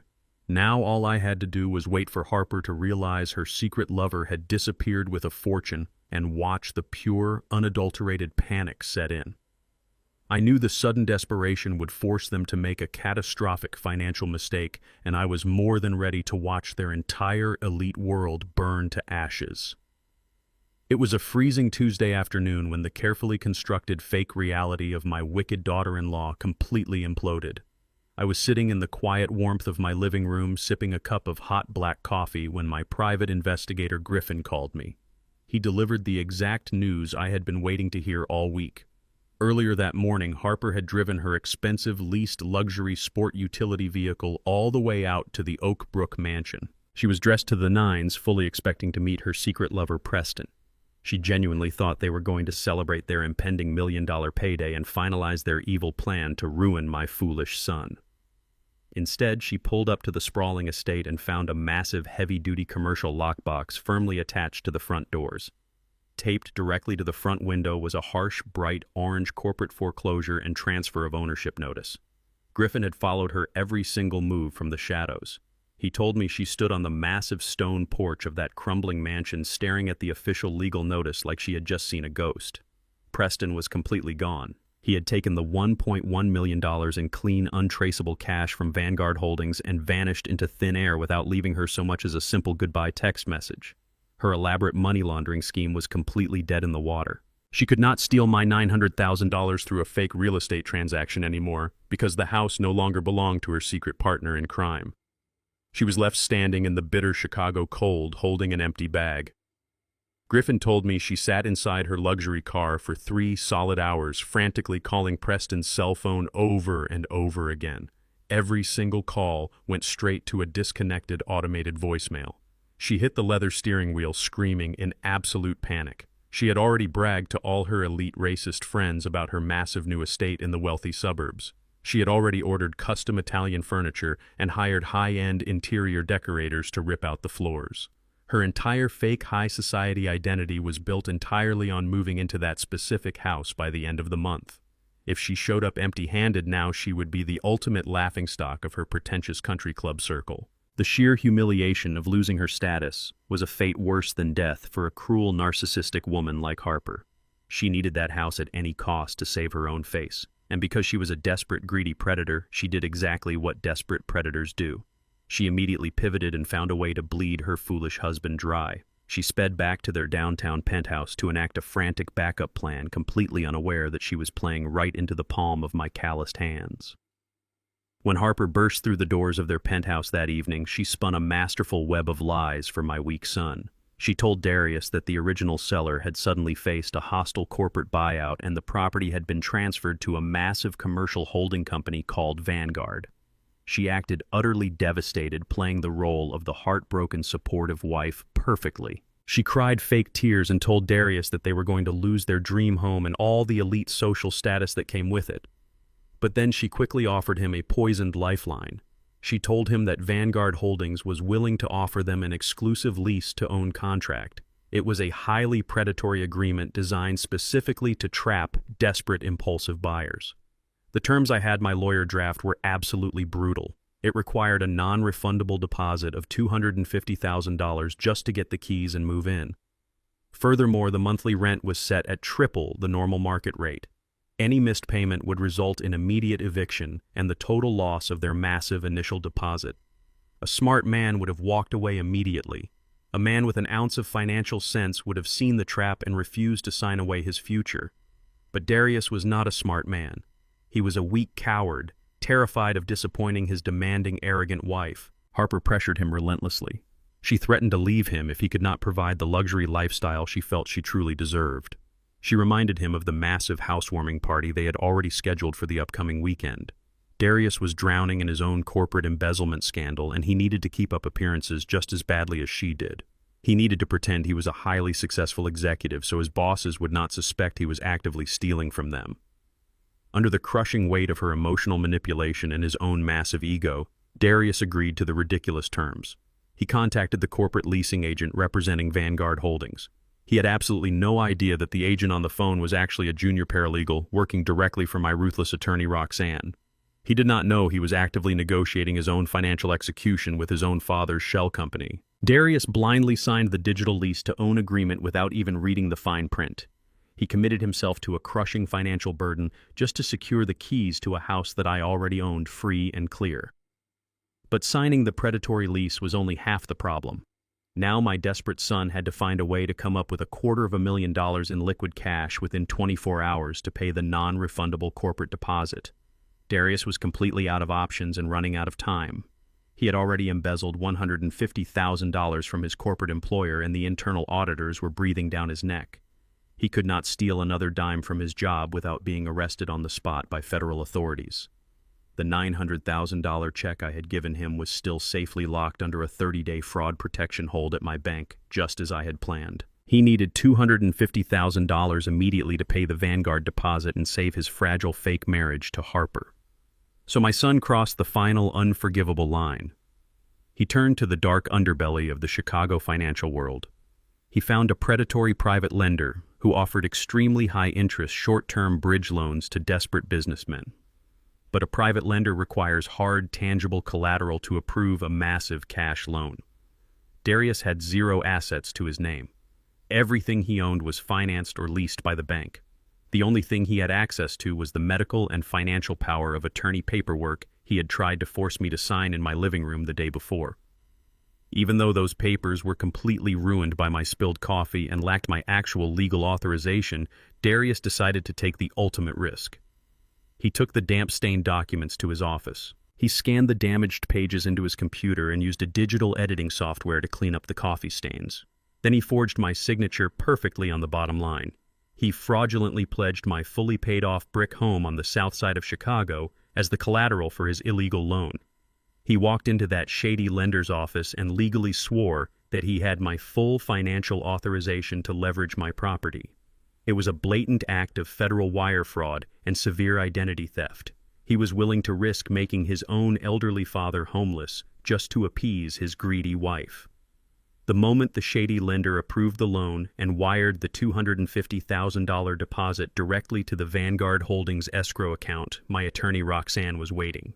She monitored the incoming wire transfer and immediately traced the origin of the funds. With her army of corporate investigators, she uncovered the forged bridge loan application and the fraudulent property lien within a matter of hours. My phone rang late that Thursday evening. The house was entirely quiet except for the ticking of the old grandfather clock in the hallway. I picked up the receiver. Roxanne's voice was sharp and filled with a cold, triumphant energy. "Wade," she said, her words slicing through the quiet air of my kitchen. "We have him. Your son just submitted a forged power of attorney to secure a fraudulent commercial loan. He used your private home as collateral to pay the deposit to your own shell company. It is a Class 2 felony. I have the entire digital paper trail secured and fully documented in our secure servers. The federal authorities will have everything they need to put him away in a federal penitentiary for a decade." I thanked her and hung up the phone. I walked over to the window and looked out into the freezing Chicago night. My son thought he was a genius, securing his elite future and outsmarting an old man. In reality, he had just handed his father the exact legal rope needed to hang him. The steel trap was now permanently locked around his ankle. Now all I had to do was put on my old, worn-out suit, attend their grand housewarming party, and pull the lever to watch their world completely collapse. Darius and Harper wasted absolutely no time moving their fake lives into the sprawling Oak Brook mansion. They genuinely believed they had outsmarted the entire world. They thought they had secured their place among the Chicago elite using forged documents and stolen money. I drove past the massive estate late one evening and watched from a safe distance as a fleet of expensive moving trucks unloaded custom Italian leather sofas and massive crystal chandeliers. Harper was standing on the grand front porch, pointing her finger and giving orders to the tired delivery men like she was royalty. She was practically vibrating with arrogance and pure greed. She finally had her massive suburban castle. She had her sprawling manicured lawns and her grand winding driveway. She was completely ready to erase her middle-class background and force her way into the highest circles of high society. Darius was right beside her, playing the role of the incredibly successful corporate executive. He wore his expensive tailored suits on the weekends just to walk around the quiet neighborhood. He wanted every single neighbor to look at him and feel a deep sense of envy. He wanted to prove that he was no longer a boy from the working-class south side of Chicago. They were so blinded by their own greed and massive egos that they did not even bother to check the actual property records. They were living in a house owned by Vanguard Holdings, and Vanguard Holdings was owned entirely by me. They were decorating my property using money my son had stolen from his corporate employer. It was a pathetic display of extreme arrogance and foolishness. To celebrate their fraudulent success, Harper decided to throw a massive, lavish housewarming party. She invited 50 of her most elite, snobbish friends from the local country club. She invited local politicians, wealthy corporate executives, and every single person she desperately wanted to impress. She hired private caterers, a live string quartet, and even a luxury valet service to park the expensive cars of her wealthy guests. Darius sent out emails to his bosses and co-workers bragging about the massive estate he had just purchased. He completely ignored the fact that the corporate auditors at his job were already secretly reviewing his stolen expense reports. He was dancing on the edge of a massive cliff and proudly inviting everyone to watch him jump. They spent tens of thousands of dollars on imported champagne and exotic flowers to decorate the grand foyer. They wanted the entire world to believe they were untouchable and deeply wealthy. But she also needed this expensive party to serve a much darker and far more sinister purpose. The grand housewarming party was not just a celebration of their fake success, it was the perfect stage for a carefully calculated execution. 3 days before the grand event, a heavy, cream-colored envelope arrived in my rusted mailbox. The paper was thick and expensive. It was a formal invitation to their lavish housewarming party printed in elegant gold lettering. But inside the envelope there was a small handwritten note from Harper. It was sickeningly sweet and deeply condescending. She wrote that they simply could not celebrate their huge success without the man who raised Darius. She asked me to please wear something presentable so I would not embarrass them in front of their wealthy guests. She even suggested I take a taxi so I would not park my rusty old truck in their pristine new driveway. I stared at that handwritten note and felt a cold smile stretch across my face. They were inviting the lamb into the slaughterhouse, completely unaware that the lamb was actually a seasoned lion. Later that same freezing evening, I was sitting in my kitchen reading the invitation again when my secure burner phone suddenly rang. The caller identification showed it was my private investigator, Griffin. I answered the phone, and his rough, gravelly voice immediately filled the quiet room. "Wade," he said, his tone low and urgent. "I have been tracking your daughter-in-law all week, just like you asked. She made a very strange cash transaction this morning that you need to know about right now." I leaned forward in my chair and told him to explain everything. Griffin told me that Harper had driven to a shady industrial park on the far west side of the city. She walked into the office of a private, unlisted medical transport company. It was not a standard city ambulance service. It was a sketchy private contractor known for doing quiet off-the-books, psychiatric transports for wealthy families who wanted to avoid public scandals. Griffin hacked into their booking schedule and found out exactly what she had purchased. Harper paid $10,000 in pure liquid cash to rent a private medical transport van and a team of 2 heavily built orderlies. But she did not schedule the van to come to her house immediately. She ordered the van to park exactly 2 blocks away from the Oakbrook mansion on the night of the housewarming party. She told the transport company to sit in the dark and wait for a direct phone call from her. When she gave the signal, they were instructed to drive to the mansion, enter through the side door, and forcefully remove a hostile psychiatric patient who was suffering from a violent dementia episode. Griffin paused on the other end of the line, letting the gravity of the situation sink in. "Wade," he said slowly. She told the transport company that the patient is an elderly black man who poses a severe physical danger to himself and others. She already prepaid for your admission into the lockdown ward at the Pines Care Center. They are planning to take you away in a straitjacket, Wade. I thanked Griffin for his excellent work and told him to stay on standby for the weekend. I hung up the phone and looked out my kitchen window into the dark Chicago night. The full scope of their evil plot was finally laid bare. The entire twisted puzzle snapped together in my mind with terrifying clarity. Harper and Darius were not just throwing a party to show off their fake wealth. They were throwing a party to create an ironclad alibi. Their ultimate plan was an absolute masterclass in psychological warfare and elder abuse. They knew that if they simply dragged an old man out of his house and locked him in a mental asylum, people might ask questions. Lawyers might get involved. But if that same old man had a massive violent psychotic break in front of 50 wealthy elite witnesses, the story would be undeniable. 50 respected country club members would gladly testify to the police and the courts that they saw Darius suffer as his poor father completely lost his mind. Their strategy was brutal and incredibly efficient. When I arrived at the party, Harper was going to hand me a glass of champagne, heavily laced with the powerful antipsychotic drugs she had previously tried to feed me in the soup. They would wait for the heavy chemical tranquilizers to hit my central nervous system. They would wait until my hands started shaking uncontrollably and my vision blurred. They would wait until I collapsed onto the expensive marble floor, slurring my words and hallucinating in front of the entire crowd. And right when the wealthy guests gasped in horror and pity, Darius would step forward playing the tragic, heartbroken son. Harper would make a frantic, theatrical phone call. The private medical transport van waiting 2 blocks away would arrive within 60 seconds. The heavy orderlies would strap me onto a gurney in front of everyone and haul me straight to the miserable psychiatric lockdown ward at the Pines Care Center. By Monday morning, the judge would sign the power of attorney paperwork without a single second thought.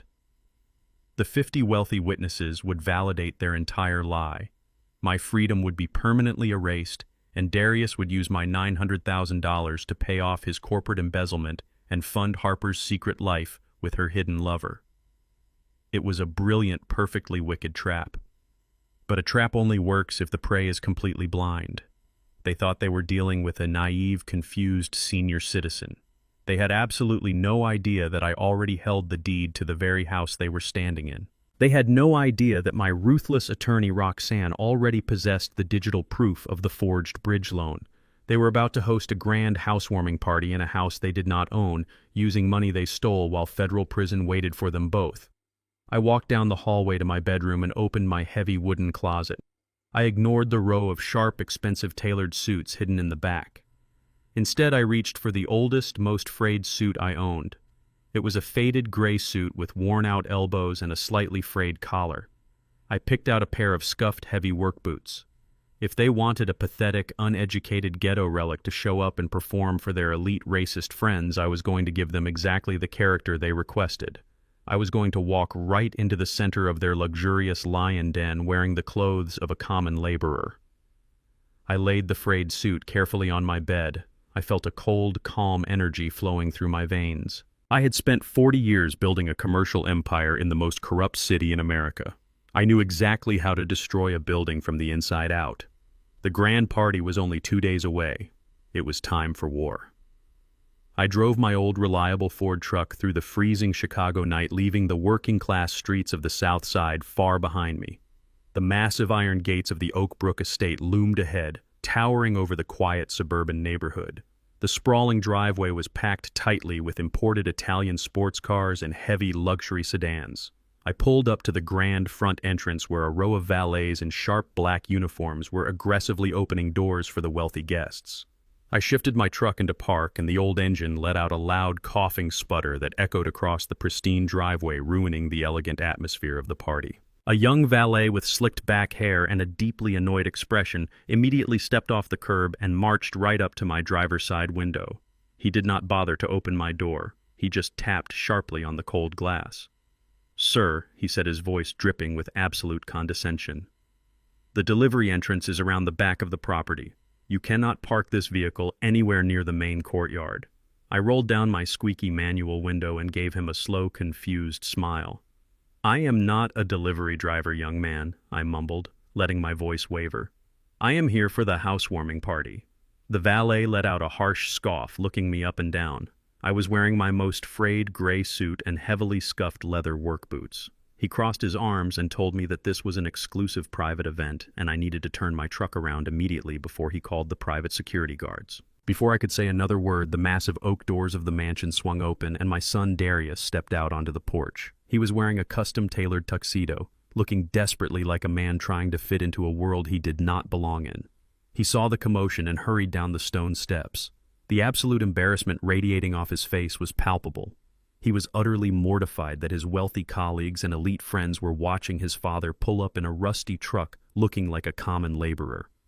But Darius was playing a very specific role tonight. He needed 50 witnesses to see him as the endlessly patient and deeply loving son burdened with a senile father. "It is all right," he told the valet, forcing a tight, strained smile. "That is my father. Just park the truck out of sight somewhere in the back." Darius reached out and firmly gripped my elbow, treating me like a fragile glass doll as he guided me out of the vehicle and up the grand stone steps. "Let us get you inside, Dad," he said, projecting his voice loud enough for the nearby guests to hear his fake compassion. "It is freezing out here and we want you to be comfortable." I stepped through the grand double doors and walked into the massive foyer of the Oak Brook mansion. The sheer absolute opulence of the room was entirely funded by my son's corporate embezzlement and a highly illegal forged bridge loan. Massive crystal chandeliers hung from the soaring ceilings, casting a warm golden light over the crowd. Waiters in crisp white shirts floated through the room, carrying silver trays of expensive caviar and imported champagne. The house was absolutely packed with Harper's elite snobbish friends from her exclusive country club. There were local politicians, wealthy corporate executives, and deeply arrogant socialites wearing designer dresses that cost more than my first car. I walked slowly through the massive living room, dragging my scuffed work boots across the polished marble floors. I hunched my broad shoulders forward, pulling my frayed jacket tighter around my chest. I let my hands develop a very noticeable tremor. I played the role of the frail, lost elderly man to absolute perfection, and the wealthy guests reacted exactly as I knew they would. As I shuffled past a group of middle-aged white women dripping in heavy diamond jewelry, they completely stopped their conversation. They stared at me with undisguised contempt and profound pity. One of them actually took a step back and pulled her designer handbag closer to her chest, as if my worn-out suit might physically infect her with poverty. I continued walking toward the grand staircase when a tall, arrogant man in a sharp blue suit stepped directly into my path. He did not even bother to look me in the eye. He simply held out his empty crystal glass and shoved it toward my chest. "Take this to the kitchen, old man," he ordered without a single drop of respect. "Get me another bourbon neat, and tell the catering manager we need more napkins out here." He genuinely assumed that a black man in a frayed suit could only possibly be the hired help. I took the empty glass from his hand with a trembling grip. "Right away, sir," I mumbled, keeping my head bowed low. Another woman nearby leaned in and spoke to me in a ridiculously loud and slow voice as if I were completely deaf and entirely stupid. "The kitchen is down the hall, sweetheart," she enunciated over pronouncing every single syllable. "Just follow the other workers." I gave her a vacant, toothy smile and shuffled away. My internal composure remained as cold and hard as a block of solid ice. I endured their pathetic microaggressions without a single ounce of anger because I knew the absolute truth. I knew that I legally owned the very marble floors they were standing on. I knew that I was the master of this entire domain, completely disguised as the lowest and most insignificant person in the room. I was a silent ghost, walking through my own castle surrounded by arrogant fools who were about to witness the most spectacular downfall in Chicago history. I slowly made my way toward the center of the grand living room, holding the empty crystal glass in my shaking hand. Out of the corner of my eye, I spotted Harper gliding through the crowd. She was wearing a stunning backless emerald gown that clung tightly to her figure. She was smiling and laughing with her elite friends, playing the role of the perfect high society hostess. But the moment her cold eyes locked onto my frayed gray suit, her fake smile faltered for just a fraction of a second. She quickly excused herself from her wealthy circle and walked directly toward me. She picked up 2 full flutes of sparkling champagne from a passing catering tray. As she approached, I could see the malicious, triumphant gleam shining brightly in her pale eyes. She genuinely thought she was holding the winning hand. She thought the medical transport van waiting 2 blocks away was going to haul me off to a chemical prison before the night was over. "Wade," she cooed, her voice sickly sweet and dripping with false affection. "You made it. We were so very worried you might get lost on the drive over." She handed me one of the tall crystal flutes. I looked down at the bubbling golden liquid. I knew with absolute certainty that she had heavily laced this specific glass with the powerful antipsychotic drugs she had previously tried to feed me in the homemade soup. "Drink up, Pops," she said, raising her own glass with a wicked smirk. "To new beginnings, and to getting you exactly the care you truly deserve." I took the glass with a violently shaking hand, letting a few drops of the drugged champagne spill over the rim and onto the marble floor. "To new beginnings," I whispered back, matching her fake smile. I brought the glass up toward my mouth. But just as the crystal touched my lips, a sudden loud crash echoed from the kitchen hallway. One of the catering waiters had accidentally dropped a massive silver tray of appetizers. The loud shattering sound caused several guests to gasp in shock. Harper's head snapped around furiously, her face contorted into a mask of pure rage at the disruption of her perfect, elegant party. "Are you completely incompetent?" she hissed under her breath, taking 2 steps away from me to glare at the terrified waiter. In that tiny 3-second window of distraction, I moved with the silent lightning speed of a seasoned street fighter. I stood directly next to a massive decorative potted fern that easily weighed 200 pounds. Without making a single sound, I quickly tipped my crystal flute and poured the entire contents of the heavily drugged champagne straight into the dark potting soil. The thick dirt absorbed the toxic liquid instantly, leaving absolutely no trace behind. I brought the nearly empty glass back up to my lips just as Harper turned around to face me again. I swallowed the last remaining tiny drop of the liquid and let out a long, satisfied sigh.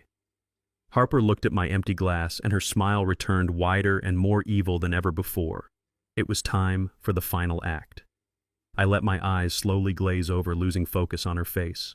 I allowed my shoulders to droop heavily and my breathing to become shallow and ragged. "That was a very strong drink, Harper," I mumbled, intentionally slurring my words and letting my tongue feel heavy in my mouth. I took a clumsy, stumbling step backward, pretending the heavy chemical tranquilizers were already hitting my central nervous system. I let my left knee buckle slightly, forcing me to grab onto the edge of a nearby table for support. Harper's eyes lit up with wild, ecstatic victory. She truly believed her sinister trap had just sprung shut. But she was a total fool. The real trap was already closing tightly around her own neck, and she was entirely completely blind to the steel jaws snapping shut. The sharp, piercing sound of crystal chiming against silver sliced right through the low hum of classical music and wealthy chatter. Darius was standing at the bottom of the grand sweeping staircase, holding a heavy silver spoon against his expensive champagne flute. He waited patiently for the entire room to fall completely silent.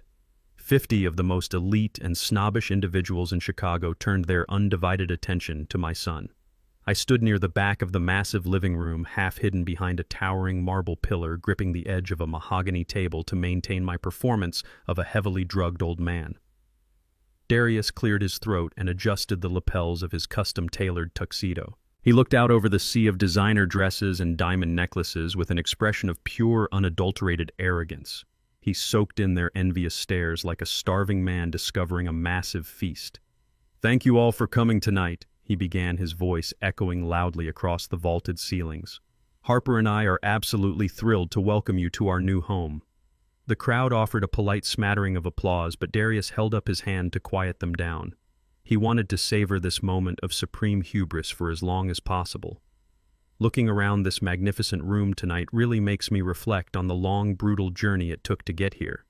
He continued, his tone shifting into a rehearsed and utterly sickening display of fake humility. "I was not born into wealth. I did not grow up in gated communities or attend expensive private academies as a child. I grew up on the rough working-class streets of the south side of Chicago. I had to fight for every single inch of success I have ever achieved. I listened to his words and felt a cold, familiar disgust rising deep in my chest. He was standing in a mansion that he was fraudulently renting from my own shell company, using a massive deposit secured by a forged illegal loan against my personal property. And yet he had the absolute audacity to stand in front of his wealthy colleagues and claim he built this life with his own two hands. I pulled myself up by my own bootstraps, Darius proclaimed, placing a hand over his heart. I worked late nights, early mornings, and sacrificed everything to climb the corporate ladder. Nobody handed me a trust fund, nobody bought my success. I earned this beautiful estate through relentless hard work and pure determination. He was completely erasing my entire existence. He was erasing the 40 years I spent breathing in toxic construction dust so he would never have to take out a single student loan. He was erasing the blood on my calloused hands that paid for the very tailored suit he was wearing right now. He stood there soaking in the admiring gasps of his elite audience, acting as if his father was nothing more than a distant, shameful memory of a ghetto past. While Darius continued to weave his pathetic tapestry of lies, my eyes shifted directly to the woman standing proudly by his side. Harper was playing the role of the devoted, adoring wife to absolute perfection. She had her arm wrapped tightly around his waist and a bright, beaming smile plastered across her pale face. But I was not looking at her fake smile. I was watching her eyes. Every few seconds, her gaze would dart away from her husband and flick downward toward her left wrist. She was wearing a heavy diamond-encrusted watch, and she was checking the time with a frantic, obsessive urgency. She was not listening to a single word of his arrogant speech. Her entire focus was fixed on the massive floor-to-ceiling windows that overlooked the grand, winding driveway and the dark suburban street beyond. I knew exactly what she was looking for. I knew she was waiting for the heavy headlights of the private, shady medical transport van to pull up to the curb. She had paid $10,000 in stolen cash to have two massive orderlies waiting just 2 blocks away, ready to haul me off to a chemical prison at a moment's notice. I watched her tap her manicured fingernails nervously against the side of her crystal champagne glass. She was calculating the exact timeline of the heavy antipsychotic drugs she believed I had just consumed. She expected the chemical tranquilizers to hit my central nervous system at any second. She expected my legs to give out and my brain to completely shut down in front of all these important people. She wanted the maximum amount of public humiliation to justify locking me away in the miserable psychiatric ward at the Pines Care Center forever. She glanced toward the dark corner where I was standing, leaning heavily against the marble pillar. I made sure to let my jaw hang slack and my eyes roll back slightly, giving her the exact confirmation she desperately craved. I let a long string of drool pool at the corner of my mouth. Harper's chest heaved as she took a deep, shaky breath of pure anticipation. The malicious, triumphant gleam in her eyes was blinding. She slowly reached into her designer clutch purse and pulled out her cell phone, keeping it hidden behind the folds of her emerald green gown. Her thumb hovered directly over the screen, ready to send the final text message to the transport team the absolute second I hit the floor. The tension in the grand living room was thick and suffocating, but she was the only one who felt it. The rest of the wealthy guests were completely captivated by the tragic, inspirational lies pouring out of my son's mouth. Harper shifted her weight from foot to foot, glancing out the window one more time. The stage was perfectly set. The audience was completely silent. The trap was fully armed and waiting to snap shut. It was time for me to give them the greatest show of their miserable lives. I waited until Darius reached the absolute climax of his arrogant toast. He raised his crystal glass high into the air, preparing to propose a toast to his own fabricated brilliance. "Here is to the future," he declared, his voice booming across the silent room. "To building our own legacy and never looking back." The entire crowd raised their glasses in unison. That was my exact cue. I pushed myself violently away from the marble pillar and stumbled blindly out of the dark corner and directly into the bright, warm light of the center of the room. I let out a loud guttural groan that sounded like a dying animal tearing through the elegant silence of the party. I threw my arms out wildly, losing my balance on purpose, and crashed directly into a passing catering waiter. The waiter yelled out in pure shock as I slammed my heavy shoulder into his chest. The massive silver tray he was carrying went flying through the air. Dozens of expensive crystal champagne flutes and delicate appetizers shattered violently against the polished marble floor. The deafening crash of breaking glass echoed like a gunshot. The wealthy guests screamed and jumped back frantically, trying to protect their designer shoes from the flying shards of crystal and spilled wine. I did not stop there. I allowed my knees to completely buckle underneath me, dropping my entire body weight directly onto the hard, wet floor. I landed hard on my hands and knees, surrounded by broken glass and crushed food. I began to thrash around weakly, grabbing at the pant legs of the terrified guests standing closest to me. The elite country club women shrieked in absolute horror, pulling their dresses away from my grasping, trembling hands. I threw my head back and started mumbling loud, incoherent gibberish. "Esther," I yelled out, my voice cracking and raspy. "The walls are melting, Esther. Where did the walls go? The fire is coming for us." The crowd gasped collectively, a wave of profound shock and disgust rippling through the wealthy audience. They were staring at me like I was a rabid, diseased dog that had somehow wandered into their pristine palace. Darius froze completely, his champagne glass hovering mid-air, his face turning an ashen shade of pale gray. He was utterly paralyzed by the sudden catastrophic destruction of his perfect high society moment. But Harper moved with the precise, calculated speed of a predatory strike. This was the exact moment she had paid $10,000 to orchestrate. She rushed forward through the crowd of horrified guests, pushing them aside with aggressive theatrical panic. "Oh my God!" she screamed at the top of her lungs, her voice cracking with fake hysterical terror. "Stand back, everyone, please, stand back. He is having another violent episode." She threw herself onto the floor next to me, grabbing my shaking shoulders and pretending to try and restrain me. She looked up at Darius, her eyes wide and frantic. "Darius, his dementia is acting up again. He is completely losing his mind. Call the medics right now. Call them before he hurts somebody." She was yelling loudly enough for every single important person in that room to hear her exact diagnosis. She was planting the legal seed in the minds of 50 wealthy witnesses. I continued to writhe on the wet marble floor, mumbling nonsense and shaking violently. But deep down inside the cold, calculating mind of the master builder, I was smiling. The trap had officially been sprung. The ambulance was coming. But it was not going to take me away. I lay there on the cold, wet marble floor, surrounded by the shattered remains of expensive crystal and crushed appetizers. I kept my breathing shallow and rapid, letting my head loll to the side as if my brain had completely shut down. The 50 wealthy guests formed a wide circle around me, staring down with a mixture of morbid fascination and absolute disgust. None of them stepped forward to help an old black man in a frayed gray suit. They just whispered among themselves, clutching their designer purses and adjusting their expensive silk ties. Harper was putting on the performance of a lifetime. She knelt beside me on the hard floor, completely ignoring the spilled wine soaking into her beautiful emerald green gown. She buried her face in her hands and let out a series of loud, theatrical sobs that echoed off the high, vaulted ceilings of the mansion. She looked up at her elite, snobbish friends with fake tears streaming down her pale cheeks. "It is so incredibly hard watching his mind go like this," she cried out, her voice shaking with perfectly manufactured grief. "We have tried absolutely everything to help him, but the dementia is just progressing so incredibly fast. He does not even know where he is anymore." I listened to her poisonous lies while staring blankly at the wooden baseboards. Darius was standing completely frozen near the grand staircase, his face pale and slick with nervous sweat. He was terrified of the massive public embarrassment, but Harper was completely in her element. She reached out and stroked my shaking shoulder, looking around the luxurious room for sympathy from her peers. "He is a severe danger to himself and to everyone else in this house," she sobbed loudly, ensuring every single important person in the room heard her fake medical diagnosis. "We have to commit him to a secure psychiatric facility for his own safety. We just have no other choice left to protect him."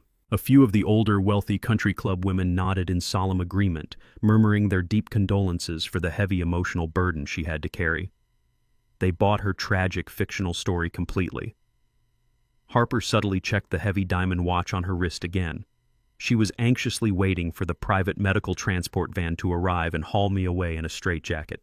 She had paid $10,000 in stolen cash for this exact moment, and she was savoring every single second of her dark victory. The grand living room was thick with tense silence when a faint, high-pitched wail finally broke through the quiet murmurs. The sound started far away down the dark suburban streets, but it was growing louder and much closer with every passing second. Harper let out a long, dramatic sigh of relief and stood up from the wet floor. "The medics are finally here," she announced to the wealthy crowd, wiping a fake tear from her eye. "Everything is going to be all right now. We are getting him the professional medical help he desperately needs." The wailing sound outside quickly grew into a deafening roar. The loud sirens outside did not sound like a single private medical transport van. The noise was massive, overwhelming, and entirely too aggressive for a quiet suburban neighborhood. The heavy wailing echoed off the surrounding luxury mansions, multiplying in intensity until it felt like the entire street was physically vibrating. Through the massive floor-to-ceiling windows of the grand living room, the guests suddenly saw bright flashes of intense light. But the lights reflecting off the expensive crystal chandeliers were not the soft amber warning lights of a private ambulance company. They were blinding rapid flashes of violent red and bright blue sweeping aggressively across the manicured front lawn. The wealthy guests began to step back, murmuring in deep confusion as the flashing police lights illuminated their shocked faces. Harper stopped wiping her fake tears. Her perfectly manicured hands dropped slowly to her sides. She frowned, staring at the front windows with a sudden flicker of genuine confusion appearing in her pale eyes. This was definitely not part of her carefully orchestrated evil plan. She had explicitly ordered the shady medical contractors to arrive quietly through the side entrance without drawing any unnecessary attention from the wealthy neighbors. She absolutely did not pay for a massive screaming public spectacle. Outside the mansion, heavy car doors slammed shut with loud metallic thuds. Multiple deep voices shouted aggressive tactical commands across the pristine driveway. Darius took a hesitant step forward, his tailored tuxedo suddenly looking far too tight around his neck. The heavy rhythmic sound of thick rubber boots stomping up the front stone steps echoed ominously through the silent grand foyer. The entire housewarming party held its collective breath in fear. Harper took a step toward the entryway, fully expecting to see two massive medical orderlies carrying a psychiatric gurney. Instead, the grand double oak doors were violently shoved open, hitting the interior walls with a deafening crash. The cold Chicago wind swept into the warm, luxurious house, carrying the undeniable scent of absolute authority. Standing in the doorway were not medical professionals wearing green scrubs. It was a tactical unit of 6 fully uniformed Chicago police officers wearing heavy bulletproof vests and carrying radios that crackled loudly with static. They stepped right into the grand foyer, radiating a cold, intimidating presence that instantly shattered the arrogant atmosphere of the elite party. The wealthy politicians and corporate executives in the room physically recoiled, pressing themselves against the walls to get out of the way. But the armed police officers did not come alone. Walking directly behind the heavy wall of blue uniforms were 2 very familiar faces. My private investigator Griffin stepped into the bright light wearing his battered trench coat and an expression of pure grim satisfaction. And right beside him, walking with the lethal grace of a great white shark, was my corporate attorney Roxanne. She wore a razor-sharp black business suit and carried a thick leather briefcase containing the absolute destruction of my greedy son. The steel trap I had spent weeks building was finally snapping shut. The entire living room descended into a stunned, suffocating silence. The only sounds left were the harsh crackling of police radios and the relentless flashing of red and blue lights pouring through the massive front windows. Harper was a deeply arrogant woman, but she was also a brilliant and fast-acting manipulator. She quickly recovered from her initial shock and immediately tried to regain total control of the narrative. She forced her mask of the terrified, heartbroken daughter-in-law back onto her face. She rushed forward through the crowd of frozen guests, her emerald gown sweeping elegantly across the marble floor as she ran directly toward the intimidating wall of uniformed officers. "Oh, officers, thank goodness you are finally here!" she cried out, her voice trembling with perfect theatrical desperation. She pointed a shaking finger directly at me, where I was still kneeling on the floor among the broken glass and spilled wine. "The private medics must have sent you to help us." She continued talking fast and loud, so all her wealthy friends could hear her twisted version of the truth. "My father-in-law is having a massive violent psychotic break tonight. His dementia has completely taken over his fragile mind. He is a severe physical danger to himself and to everyone in this room. We need you to restrain him safely and escort him to the psychiatric lockdown ward at the Pines Care Center immediately. Please, officers, you have to help us get him safely out of our home before he hurts somebody." She stood there breathing heavily, looking up at the heavily armed police with wide, innocent eyes, expecting them to blindly follow her commands and haul me away in tight handcuffs. She truly believed her elite social status and her expensive designer dress gave her absolute authority over the entire situation. But the lead detective, a tall, broad-shouldered man with a face carved from solid granite, did not even look at me. He did not reach for his metal handcuffs. He did not ask his team if I was armed or dangerous. He simply stared down at Harper with a look of absolute cold disgust. He stepped right past her outstretched, pointing hand, completely ignoring her frantic, emotional performance. He stopped in the center of the grand living room and let his hard gaze sweep over the terrified faces of the wealthy elite guests, before finally locking his eyes back onto my wicked daughter-in-law. "We did not come here because of a medical call, Ma," the lead detective said, his deep voice carrying an undeniable weight of authority that silenced the entire room permanently. "And we certainly are not here to escort that elderly gentleman to a psychiatric hospital tonight." Harper blinked, her fake innocent expression faltering as genuine panic finally began to claw at the edges of her calculating mind. Darius stood completely frozen by the grand staircase, his face draining of all color as he saw my attorney Roxanne stepping out from behind the police officers with a lethal smirk on her face. "What do you mean?" Harper stammered, taking a slow, hesitant step backward away from the police. "If you are not here for my father-in-law, then why are you interrupting our private housewarming party?" The lead detective reached into his heavy tactical vest and pulled out a folded piece of official court-stamped paper.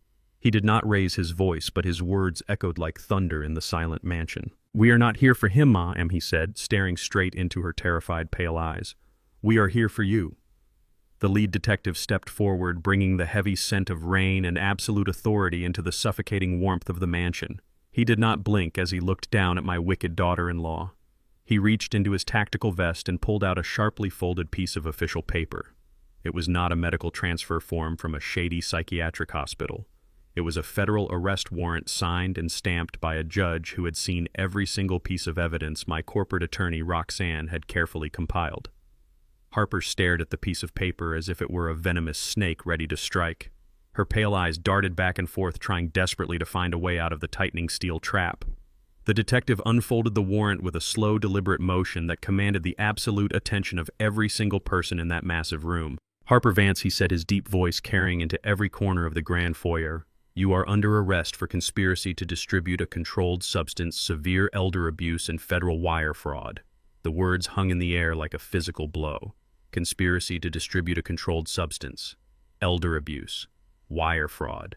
The 50 wealthy guests who had just been drinking imported champagne and laughing at my supposed mental decline completely froze in place. The party went deadly silent. You could hear a pin drop on the polished marble floor. The live string quartet in the corner stopped playing mid-note. The catering waiters froze with their silver trays in their hands. The elite politicians and arrogant corporate executives who made up Harper's fake high society circle instantly began to back away from her. They moved like a receding tide, wanting absolutely nothing to do with a woman who was just charged with severe federal felonies. Harper opened her mouth to speak, but no words came out. The pristine mask of the wealthy suburban socialite melted away completely, leaving behind the terrified face of a trapped common criminal. She looked around the luxurious room, searching for a friendly face, but she found only deep disgust and pure horror from the very people she had spent months trying to impress. The absolute humiliation washing over her was a beautiful sight to behold. I remained on the floor watching her entire world burn to ash. She had planned to humiliate me in front of these exact people. She had planned to drug me and throw me away like garbage so she could steal my life savings. But instead, she was the one standing in the center of the room, completely exposed and ruined beyond repair. 2 female police officers stepped out from behind the lead detective, moving with quick professional efficiency. One of them grabbed Harper's left arm and twisted it firmly behind her back. Harper let out a sudden sharp gasp of pain and shock as the officer forced her wrist downward. The heavy steel handcuffs clicked loudly, echoing across the silent mansion. Click, and then click. That sharp metallic sound was the absolute sweetest music I had ever heard in my entire 75 years of life. It was the sound of pure, undeniable justice. Harper began to struggle violently against the officers. Her expensive emerald green gown twisted and tangled around her legs as she thrashed back and forth, trying to pull her arms free from their iron grip. "This is a mistake," she screamed at the top of her lungs, her voice cracking with wild, hysterical panic. "You have the wrong person. I am the victim here. My father-in-law is the one who belongs in a hospital. Look at him right now. He is crazy." She kicked her expensive designer heels against the polished floor, slipping and sliding as the officers held her firmly in place. When she realized the police were not going to let her go, she turned her frantic, terrified eyes toward the grand staircase. "Darius!" She shrieked, her voice echoing off the crystal chandeliers. "Darius, do something to help me. Tell them this is a huge mistake. Call our lawyers right now." I looked over at my son. Darius was standing completely frozen by the bottom step of the staircase. His custom-tailored tuxedo suddenly looked like a cheap, ill-fitting costume. His elite corporate facade was completely crumbling into fine dust. He looked exactly like a terrified little boy caught in a massive lie he could no longer escape. He saw my private investigator Griffin standing near the door with a grim, knowing smile on his rough face. He saw my ruthless attorney Roxanne holding the thick leather briefcase containing every single forged document and illegal transaction he had ever made in his life. Darius realized in that exact moment that the entire empire he thought he had built was just a fragile house of cards, and a Category 5 hurricane had just blown through the front doors. He did not step forward to help his screaming wife. He did not demand that the officers release her. He proved himself to be a coward down to his very core. Instead, his desperate, panicked eyes darted downward to the wet marble floor where I was kneeling among the broken glass. He looked at me, expecting to see the confused, drooling old man they had worked so hard to create. He desperately needed me to start mumbling nonsense again. He needed me to have a violent psychiatric episode to distract the police and validate their evil narrative. He stared at me silently, begging me to be the broken, senile father he wanted me to be. But I was entirely done playing the fool. The theatrical performance was officially over, and it was time for the curtain to fall. I placed my large, calloused hands flat against the cold, wet marble floor. I stopped my hands from trembling entirely. I steadied my breathing and planted my heavy leather work boots firmly on the ground. Moving with a slow, deliberate strength that completely defied my 75 years of age, I pushed myself up from the floor. The fake weakness vanished from my broad shoulders. I straightened my spine, standing tall and imposing in the center of the shattered crystal and crushed appetizers. I reached down and calmly brushed the dust and dirt off the knees of my frayed gray suit. The wealthy guests watched me in stunned, breathless silence. The drooling, confused old man they had pitied just 2 minutes ago was gone forever. In his place stood a hardened master builder, a man who had survived the most brutal construction sites in Chicago, a man who had quietly amassed a massive corporate fortune while wearing cheap denim and faded flannel. I slowly turned my head and locked my eyes directly onto my son. Darius actually took a physical step backward, shrinking away from the sheer intense gravity of my cold, unwavering stare. My eyes were as cold and unforgiving as Chicago winter steel. The silence in the mansion was absolute as I took one slow, heavy step toward him.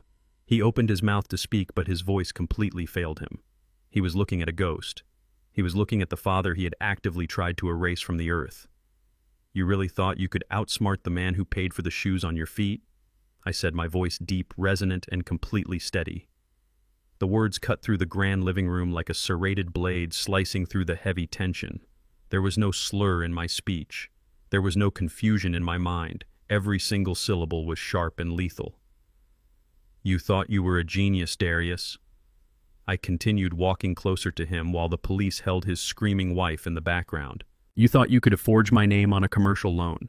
You thought you could embezzle corporate funds from your employer to buy her expensive gifts.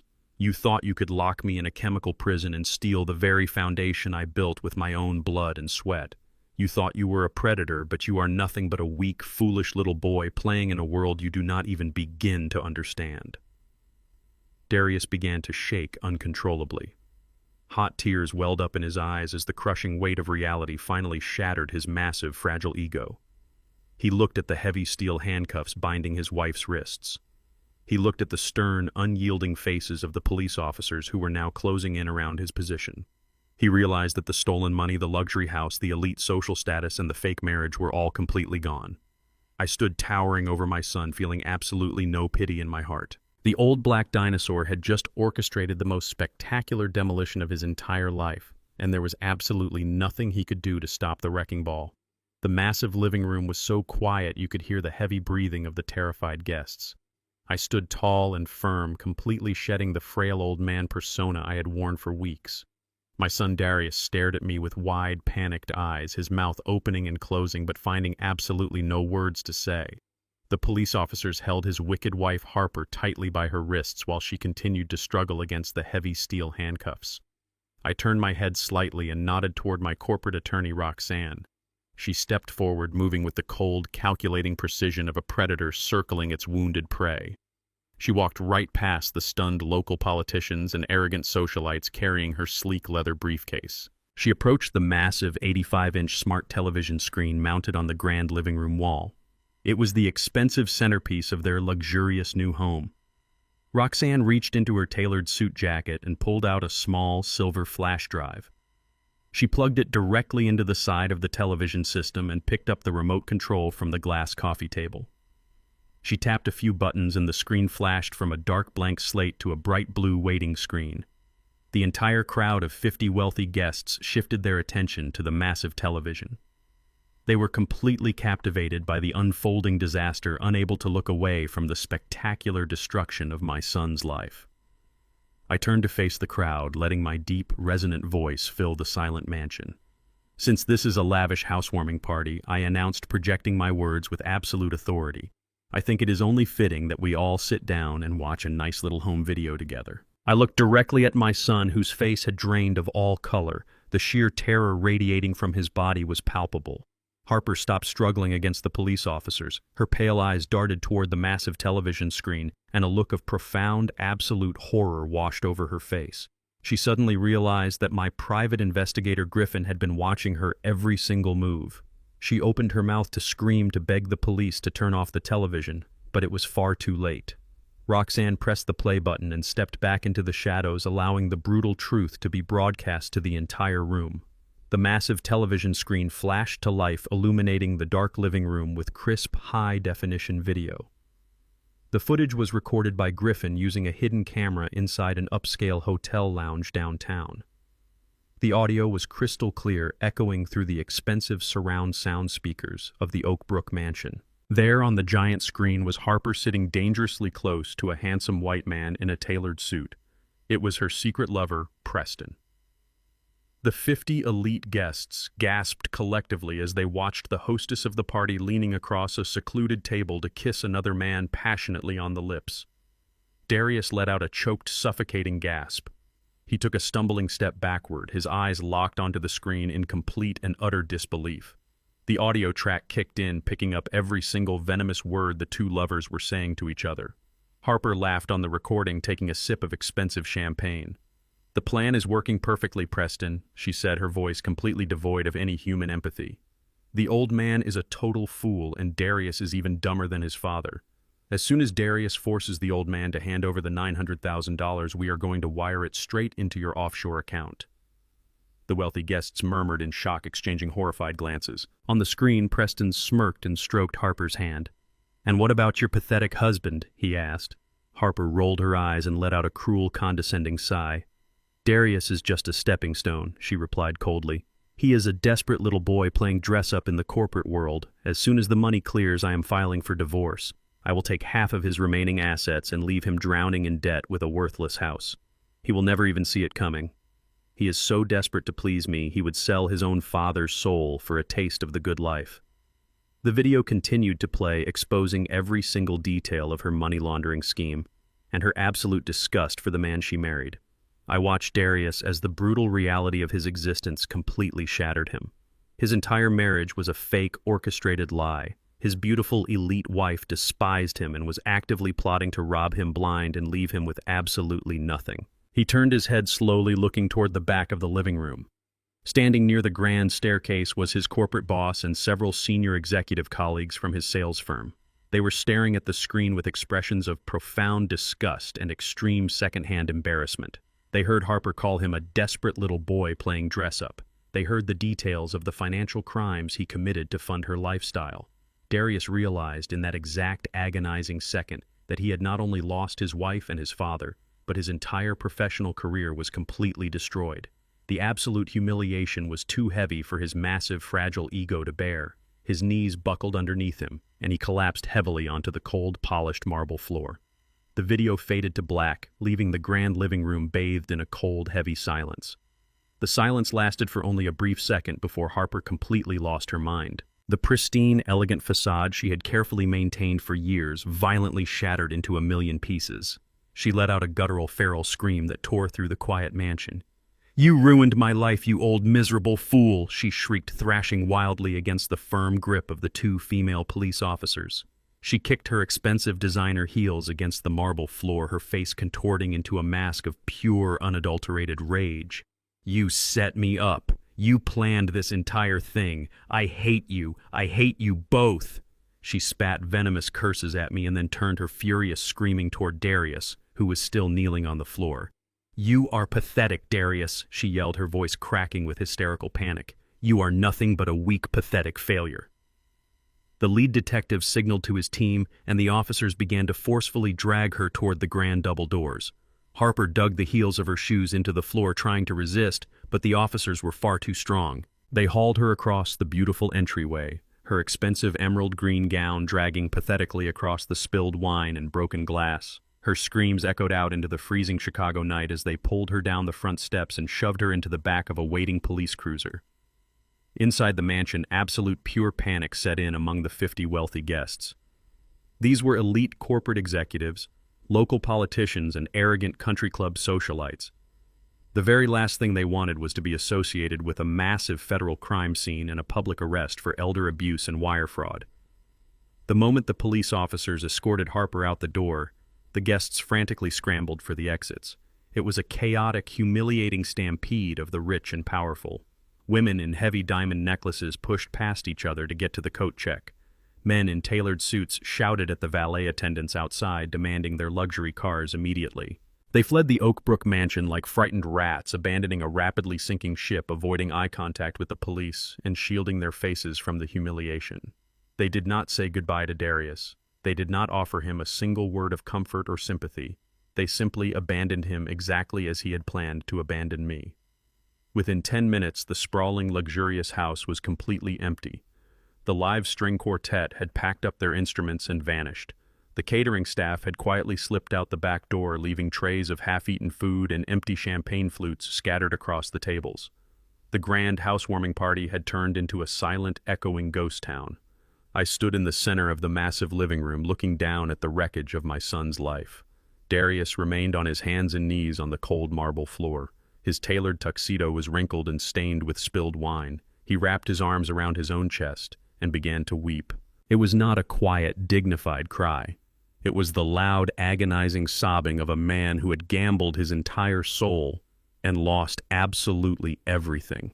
He wept for his ruined marriage, his destroyed career, and the total collapse of his fake elite identity. I stood towering above him, listening to his pathetic cries echo through the empty halls of a mansion he did not even own. I felt absolutely no pity for the weeping man on the floor. I only felt the cold, hard satisfaction of a master builder who had successfully demolished a rotten foundation. The grand living room of the Oak Brook mansion was now completely silent except for the pathetic sound of my son weeping on the cold marble floor.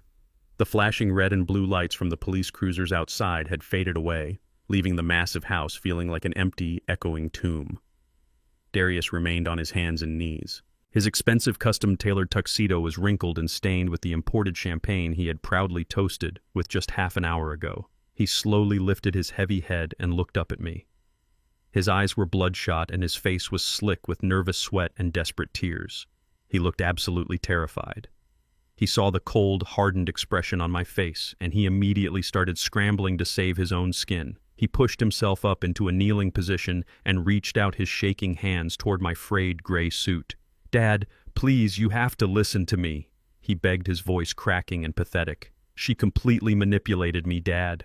Harper set this whole entire thing up behind my back. I swear to you, I had absolutely no idea about Preston or the money laundering scheme. She played me for an absolute fool. She twisted my mind and made me think we were just doing what was best for our future. You have to believe me, Dad, I never wanted to hurt you. She forced me into making all of those terrible decisions." He was sobbing heavily now, letting the tears stream down his face in a desperate attempt to gain my sympathy. He was throwing his wife right under the bus without a single second of hesitation, hoping that I would magically revert back to the naive, forgiving father he thought I was. I stood perfectly still, staring down at the sniveling coward kneeling at my boots. I did not offer him a hand to help him up. I did not offer him a single word of comfort. Dad, I know. I made some massive mistakes, he continued, crying and wiping his nose on the sleeve of his expensive tuxedo jacket. But we can fix this. We can get past this terrible nightmare. Harper is gone and she is going to federal prison where she belongs. We do not need her anymore, Dad. At least we still have this beautiful estate. We still have this massive Oak Brook mansion to our family name. I can cancel the divorce lawyers, and we can just start over right here. You can move into the master guest suite upstairs, and we can live here together, just you and me. We can rebuild our relationship in this beautiful house, Dad. I promise I will take care of you the right way this time. He was clinging to the grand mansion as his absolute last shred of dignity and elite social status. He genuinely believed that because he held the keys to the front door, he still possessed some form of massive wealth and leverage. He thought the luxury house was his ultimate safety net. He looked around the massive living room with the crystal chandeliers and the sweeping staircase, trying to find some small sliver of hope in the architecture. He looked back up at me with wide, pleading eyes, waiting for me to nod and accept his pathetic apology. I looked down at my weeping son and felt absolutely nothing but a cold, deep void where my parental love used to reside. He had just tried to lock me in a chemical prison, and now he was begging me to be his roommate. I slowly reached my calloused right hand into the inside breast pocket of my faded gray jacket. I did not pull out a handkerchief to dry his tears. I pulled out a thick stack of crisp legal documents printed on heavy corporate paper. I held the paperwork in my hand and stared at him with eyes as cold and unforgiving as a Chicago winter storm. "You do not own this house, Darius," I said, my deep voice echoing off the high vaulted ceilings of the silent mansion. "You do not own a single brick, a single window, or a single blade of grass on this entire sprawling property." Darius stopped crying for a fraction of a second, his brow furrowed in deep confusion. He looked at the paperwork in my hand and then looked back up at my face. "Dad, what are you talking about?" he stammered, his voice shaking with fresh panic. "I signed the closing papers last week. I paid the massive deposit. We hold the deed to this estate." "You did not sign closing papers to purchase a home, Darius," I replied, stepping closer to him so he could hear every single syllable with absolute crystal clarity. "You signed a predatory lease to own agreement. You signed a contract that demanded a non-refundable $250,000 deposit and a monthly rent that is triple the standard market rate. You were so desperate to impress your elite snobbish friends and please your wicked wife that you did not even bother to read the fine print on the legal documents. You blindly signed a commercial lease with a corporate holding company." Darius blinked his eyes wide with rising terror as his mind struggled to process the information. "Yes," he mumbled defensively. "I leased it from Vanguard Holdings. It is a massive real estate corporation. But once I make the payments, the house will eventually be mine. I have a legal contract with them, Dad." I slowly unfolded the crisp legal documents and held them out so he could see the bold black ink at the very top of the page. The corporate letterhead clearly displayed the name Vanguard Holdings, but right underneath the corporate logo was the name of the sole executive owner and managing director. Darius leaned forward and read the name printed on the paper. His bloodshot eyes widened to the size of saucers, and the last remaining ounce of color completely drained from his sweating face. "Vanguard Holdings is a private shell company," Darius explained, my voice devoid of any human emotion. "It is an untraceable corporate fortress registered in Delaware that I created during the financial crash of 2008. I used it to buy up commercial real estate across the entire state of Illinois, using the millions of dollars I earned from my construction empire. You have spent your entire adult life being embarrassed by my calloused hands and my faded work boots. You thought I was just a poor, uneducated laborer from the ghetto. You had absolutely no idea that you were dealing with a man who could buy and sell your entire corporate firm 10 times over before breakfast. You do not own this mansion, Darius. You lease it from Vanguard Holdings, and Vanguard Holdings is me. I am your true landlord." Darius let out a choked, suffocating sound. The absolute crushing reality of his situation crashed down upon his shoulders like a falling steel beam. He had proudly thrown a lavish housewarming party to show off his elite wealth in a house that was secretly purchased and owned by the very same father he despised and tried to destroy. He was nothing but a desperate tenant paying a massive fortune to the man he was actively trying to rob, but I was not finished dismantling his entire existence. I reached into my other pocket and pulled out a second stack of heavily documented paperwork provided by my ruthless attorney Roxanne. I let the thick stack of papers drop from my hand. They hit the cold marble floor with a heavy slap scattering directly in front of his trembling knees. Darius looked down at the documents and recognized them instantly. They were the bridge loan applications and the corporate financial audits. "You thought you were a genius, Darius," I continued, my voice rising with absolute, undeniable authority. "But you are nothing but a weak, foolish little boy who tried to play a dangerous game with the big dogs. You stole $150,000 from your own corporate employer to buy expensive designer bags and luxury vacations for a woman who was sleeping with another man. You embezzled company funds to pretend you were a high society king. And when you needed to pay the massive, non-refundable deposit to my shell company, you committed the ultimate unforgivable sin. You forged my personal signature on a high-interest bridge loan. You fraudulently pledged my fully paid-off brick home on the south side of Chicago as collateral to a predatory private lender. You were completely willing to make your own elderly father homeless just so you could hold a fake housewarming party in the suburbs." Darius began to shake violently. He reached out trying to gather the scattered documents from the floor, but his hands were trembling too much to grasp the paper. "Dad, please," he sobbed hysterically, burying his face in his hands. "Please do not do this to me. I will pay it all back. I swear to God I will work for the rest of my life to pay you back. Just please do not let them send me to federal prison." I looked down at the pathetic, broken man sobbing at my feet and felt absolutely zero compassion. "You tried to chemically lobotomize your own father, Darius," I said, the cold fury finally bleeding into my words.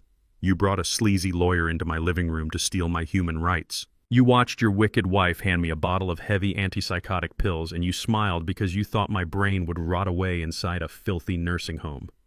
You paid a non-refundable deposit to lock me inside the Pines Care Center while you drank my imported champagne.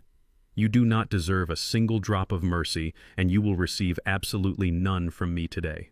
I took a step back, putting physical distance between myself and the man who used to be my son. "The lease agreement you signed with Vanguard Holdings states that any involvement in federal financial crimes results in the immediate termination of the contract," I declared, my voice ringing with brutal finality. "You are officially evicted, effective immediately. You have exactly 10 minutes to gather whatever clothes you can carry and walk out my front doors before I call the private security guards to physically throw you off my property." Furthermore, my attorney Roxanne has already forwarded the entire digital paper trail of your forged loans and your embezzled funds directly to the federal authorities. Your corporate bosses received the full audit report an hour ago. The federal financial auditors and the police will be waiting at your office desk first thing on Monday morning." Darius let out a loud, agonizing wail of pure despair. He curled into a tight ball on the marble floor, weeping uncontrollably as the total, absolute destruction of his life finally settled in. He had no wife, he had no house, he had no career, he had no money, and very soon he would have no freedom. He had gambled his entire soul for a taste of elite luxury, and he had lost absolutely everything. I turned my back on him. I did not say another word. I slowly walked away from the weeping coward, crossing the grand foyer and stepping out the massive double doors into the freezing Chicago night. The bitter wind hit my face, but I felt incredibly warm inside. I walked down the long, sweeping driveway and climbed into my rusty old truck. I started the engine, listening to it roar to life. I drove away from the Oak Brook mansion, leaving my former son entirely alone in the empty, echoing halls of a house he never truly owned. Justice had been served cold, precise, and absolute. I turned my back on the pathetic, sobbing man kneeling on the cold marble floor. I did not look back over my shoulder even once. I simply walked away, letting my heavy leather work boots echo loudly through the massive, empty halls of the Oak Brook mansion. The sound of my footsteps easily overpowered the weak, miserable cries of my former son. He was curled up in a tight ball, weeping into his hands, surrounded by shattered crystal glasses and crushed expensive appetizers. He was mourning the absolute destruction of a fake elite life he had never actually earned. I walked slowly through the grand foyer, stepping right over a puddle of spilled imported champagne that was soaking into the expensive rugs. The massive crystal chandeliers above me cast a warm, golden glow over the absolute wreckage of his ambition. The sprawling estate was entirely silent now. The 50 wealthy politicians and arrogant country club socialites had fled into the freezing Chicago night like frightened rats abandoning a sinking ship. The police cruisers had driven away, carrying his wicked wife to a federal holding cell. There was absolutely no one left to witness his total humiliation, except the empty, towering walls of a house he did not even own. I pushed open the heavy double oak doors and stepped out onto the grand stone porch. The bitter winter wind immediately hit my face, but it did not feel cold to me at all. It felt incredibly refreshing. It felt like the clean, fresh breath of absolute freedom. I walked down the sweeping brick driveway, leaving Darius completely alone in the dark. He had gambled his entire soul for a taste of unearned luxury, and he had lost everything. He was a tenant facing immediate eviction from a corporate holding company that he had tried to rob. He was a corporate director facing federal embezzlement charges on Monday morning. He was a husband whose wife had openly planned to divorce him and steal his money with her secret lover. He was completely broken, and I was the master builder who had carefully removed the very last support beam holding up his fragile life. I reached the end of the long driveway and stopped for a brief moment. I listened to the faint sound of his crying echoing out through the cracked patio doors. It was the sound of pure, undeniable consequence. I felt absolutely no regret in my heart. I only felt the deep, heavy satisfaction of a man who had successfully amputated a rotting, infected limb before the poison could spread to the rest of his body. I walked away from the grand estate and left him to face the brutal reality of his own catastrophic choices. I walked down the dark suburban street toward my old reliable Ford truck. It was parked exactly where the arrogant valet had forced me to leave it, hidden away in the shadows, so it would not embarrass the wealthy elite guests. I reached into the pocket of my frayed gray suit and pulled out my keys. I unlocked the heavy metal door and climbed up into the driver's seat. The worn fabric of the seat felt incredibly comfortable and familiar. I turned the key in the ignition, and the old engine roared to life with a loud, powerful rumble that completely shattered the quiet elegance of the wealthy neighborhood. I shifted the truck into drive and pulled away from the curb. I drove slowly through the winding, manicured streets of Oak Brook, passing row after row of massive gated mansions and glittering luxury estates. The houses were perfectly lit with expensive landscaping lights displaying a level of immense wealth that most people could only dream about. But as I looked at those massive suburban castles, I felt absolutely no envy. I knew firsthand that behind those towering brick walls and expensive double doors, there were desperate people living entirely on credit, trying to impress neighbors they secretly despised. I drove out of the wealthy suburbs and merged onto the dark highway, heading straight back toward the working-class south side of Chicago. The glittering lights of Oak Brook faded away in my rearview mirror, replaced by the gritty, familiar streetlights of my own neighborhood. I drove past the old corner stores, the quiet brick apartment buildings, and the narrow alleys where I had spent 40 years building my commercial construction empire from nothing. I pulled into my own modest concrete driveway and turned off the roaring engine. I stepped out of the truck and walked up the short pathway to my front porch. I pulled out my house key and unlocked the heavy deadbolt. I pushed the front door open and stepped inside the warm, quiet hallway. The house smelled like aged wood and the faint, comforting scent of lavender soap. It was a simple single-story brick house without any soaring vaulted ceilings or expensive imported marble floors. But every single brick in these walls belonged entirely to me.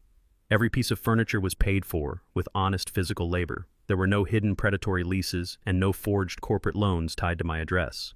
The house was completely quiet, safe, and unconditionally mine. I locked the deadbolt behind me, securing my fortress against the greedy outside world. I took off my heavy canvas work jacket and hung it neatly on the wooden hook by the door.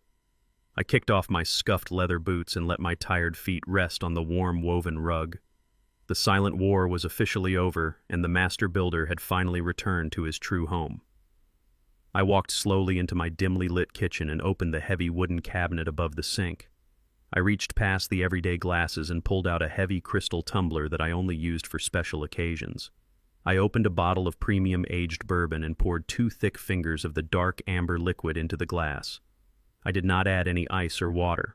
I wanted to taste the pure, uncut strength of the drink. I carried the glass into my quiet living room and sat down heavily in my worn leather armchair. The leather creaked softly, welcoming me back. I took a slow, deep sip of the bourbon, letting the familiar fire burn down my throat and warm my chest. I looked up at the stone fireplace mantel, right at the beautiful framed portrait of my late wife, Esther. Her kind, gentle eyes looked back at me through the glass. I raised my crystal tumbler toward her picture in a silent, solemn toast. "We did it, Esther," I whispered into the quiet room, my voice steady and completely clear. "I fixed the terrible mistake we made. I cut the rotten branch away from our tree before it could poison the roots. I promised you I would protect everything we built together, and I kept my word tonight." I took another slow sip of the bourbon, letting the silence of the house wrap around me like a heavy, warm blanket. I sat there in the dark, reflecting on the brutal events of the past few weeks. People always say that blood is thicker than water. They say that family is the most important thing in the world, and that you should forgive your children no matter what terrible things they do to you. But I had learned a much darker and far more realistic truth. Blood might be thicker than water, but extreme greed is a lethal poison that deeply infects them both. When a person becomes entirely consumed by the desperate need for wealth and elite status, they lose their humanity. They stop seeing you as a father or a mother or a human being. They only see you as a walking bank account, as a temporary obstacle standing between them and their luxurious desires. My son was completely willing to erase my mind, lock me in a chemical prison, and steal the foundation of my entire life just to impress a wicked woman who was sleeping with another man. He proved that sharing my last name did not mean he shared my soul or my moral compass. He chose his path, and I simply helped him reach his final destination. I finished the last drop of bourbon in my glass and set it down on the wooden side table. I leaned back in my leather chair and closed my eyes, feeling a profound sense of absolute peace wash over my tired body. I had survived the most brutal betrayal imaginable, and I had emerged completely victorious. I kept my money, I kept my freedom, and most importantly, I kept my absolute dignity. If you are listening to my story and you have toxic, greedy family members constantly trying to drain your resources, you need to remember one very important lesson. Kindness without boundaries is just self-destruction. You have the absolute right to protect your peace, your assets, and your life from anyone who tries to tear you down, even if they share your blood. The true cost of betrayal is total isolation, and I made sure they paid every single penny of that debt. I am Wade, 75 years old, a master builder, and I am finally completely free. The greatest lesson I learned from this entire nightmare is that blood does not automatically grant someone the right to your peace or your hard-earned legacy. We spend our entire lives sacrificing for our children, hoping they will grow into honorable adults, but sometimes our blind love turns them into entitled predators. You cannot buy respect, and you can never ever satisfy a truly greedy heart. Setting firm boundaries with toxic family members is not an act of cruelty. It is an act of ultimate self-preservation. Never set yourself on fire just to keep ungrateful people warm. Protect your dignity at all costs, because at the end of the day, you are the only one who truly knows the value of your own sacrifices. If this story resonated with you, please hit the like button, subscribe to the channel, and share your own experiences with setting family boundaries in the comments below.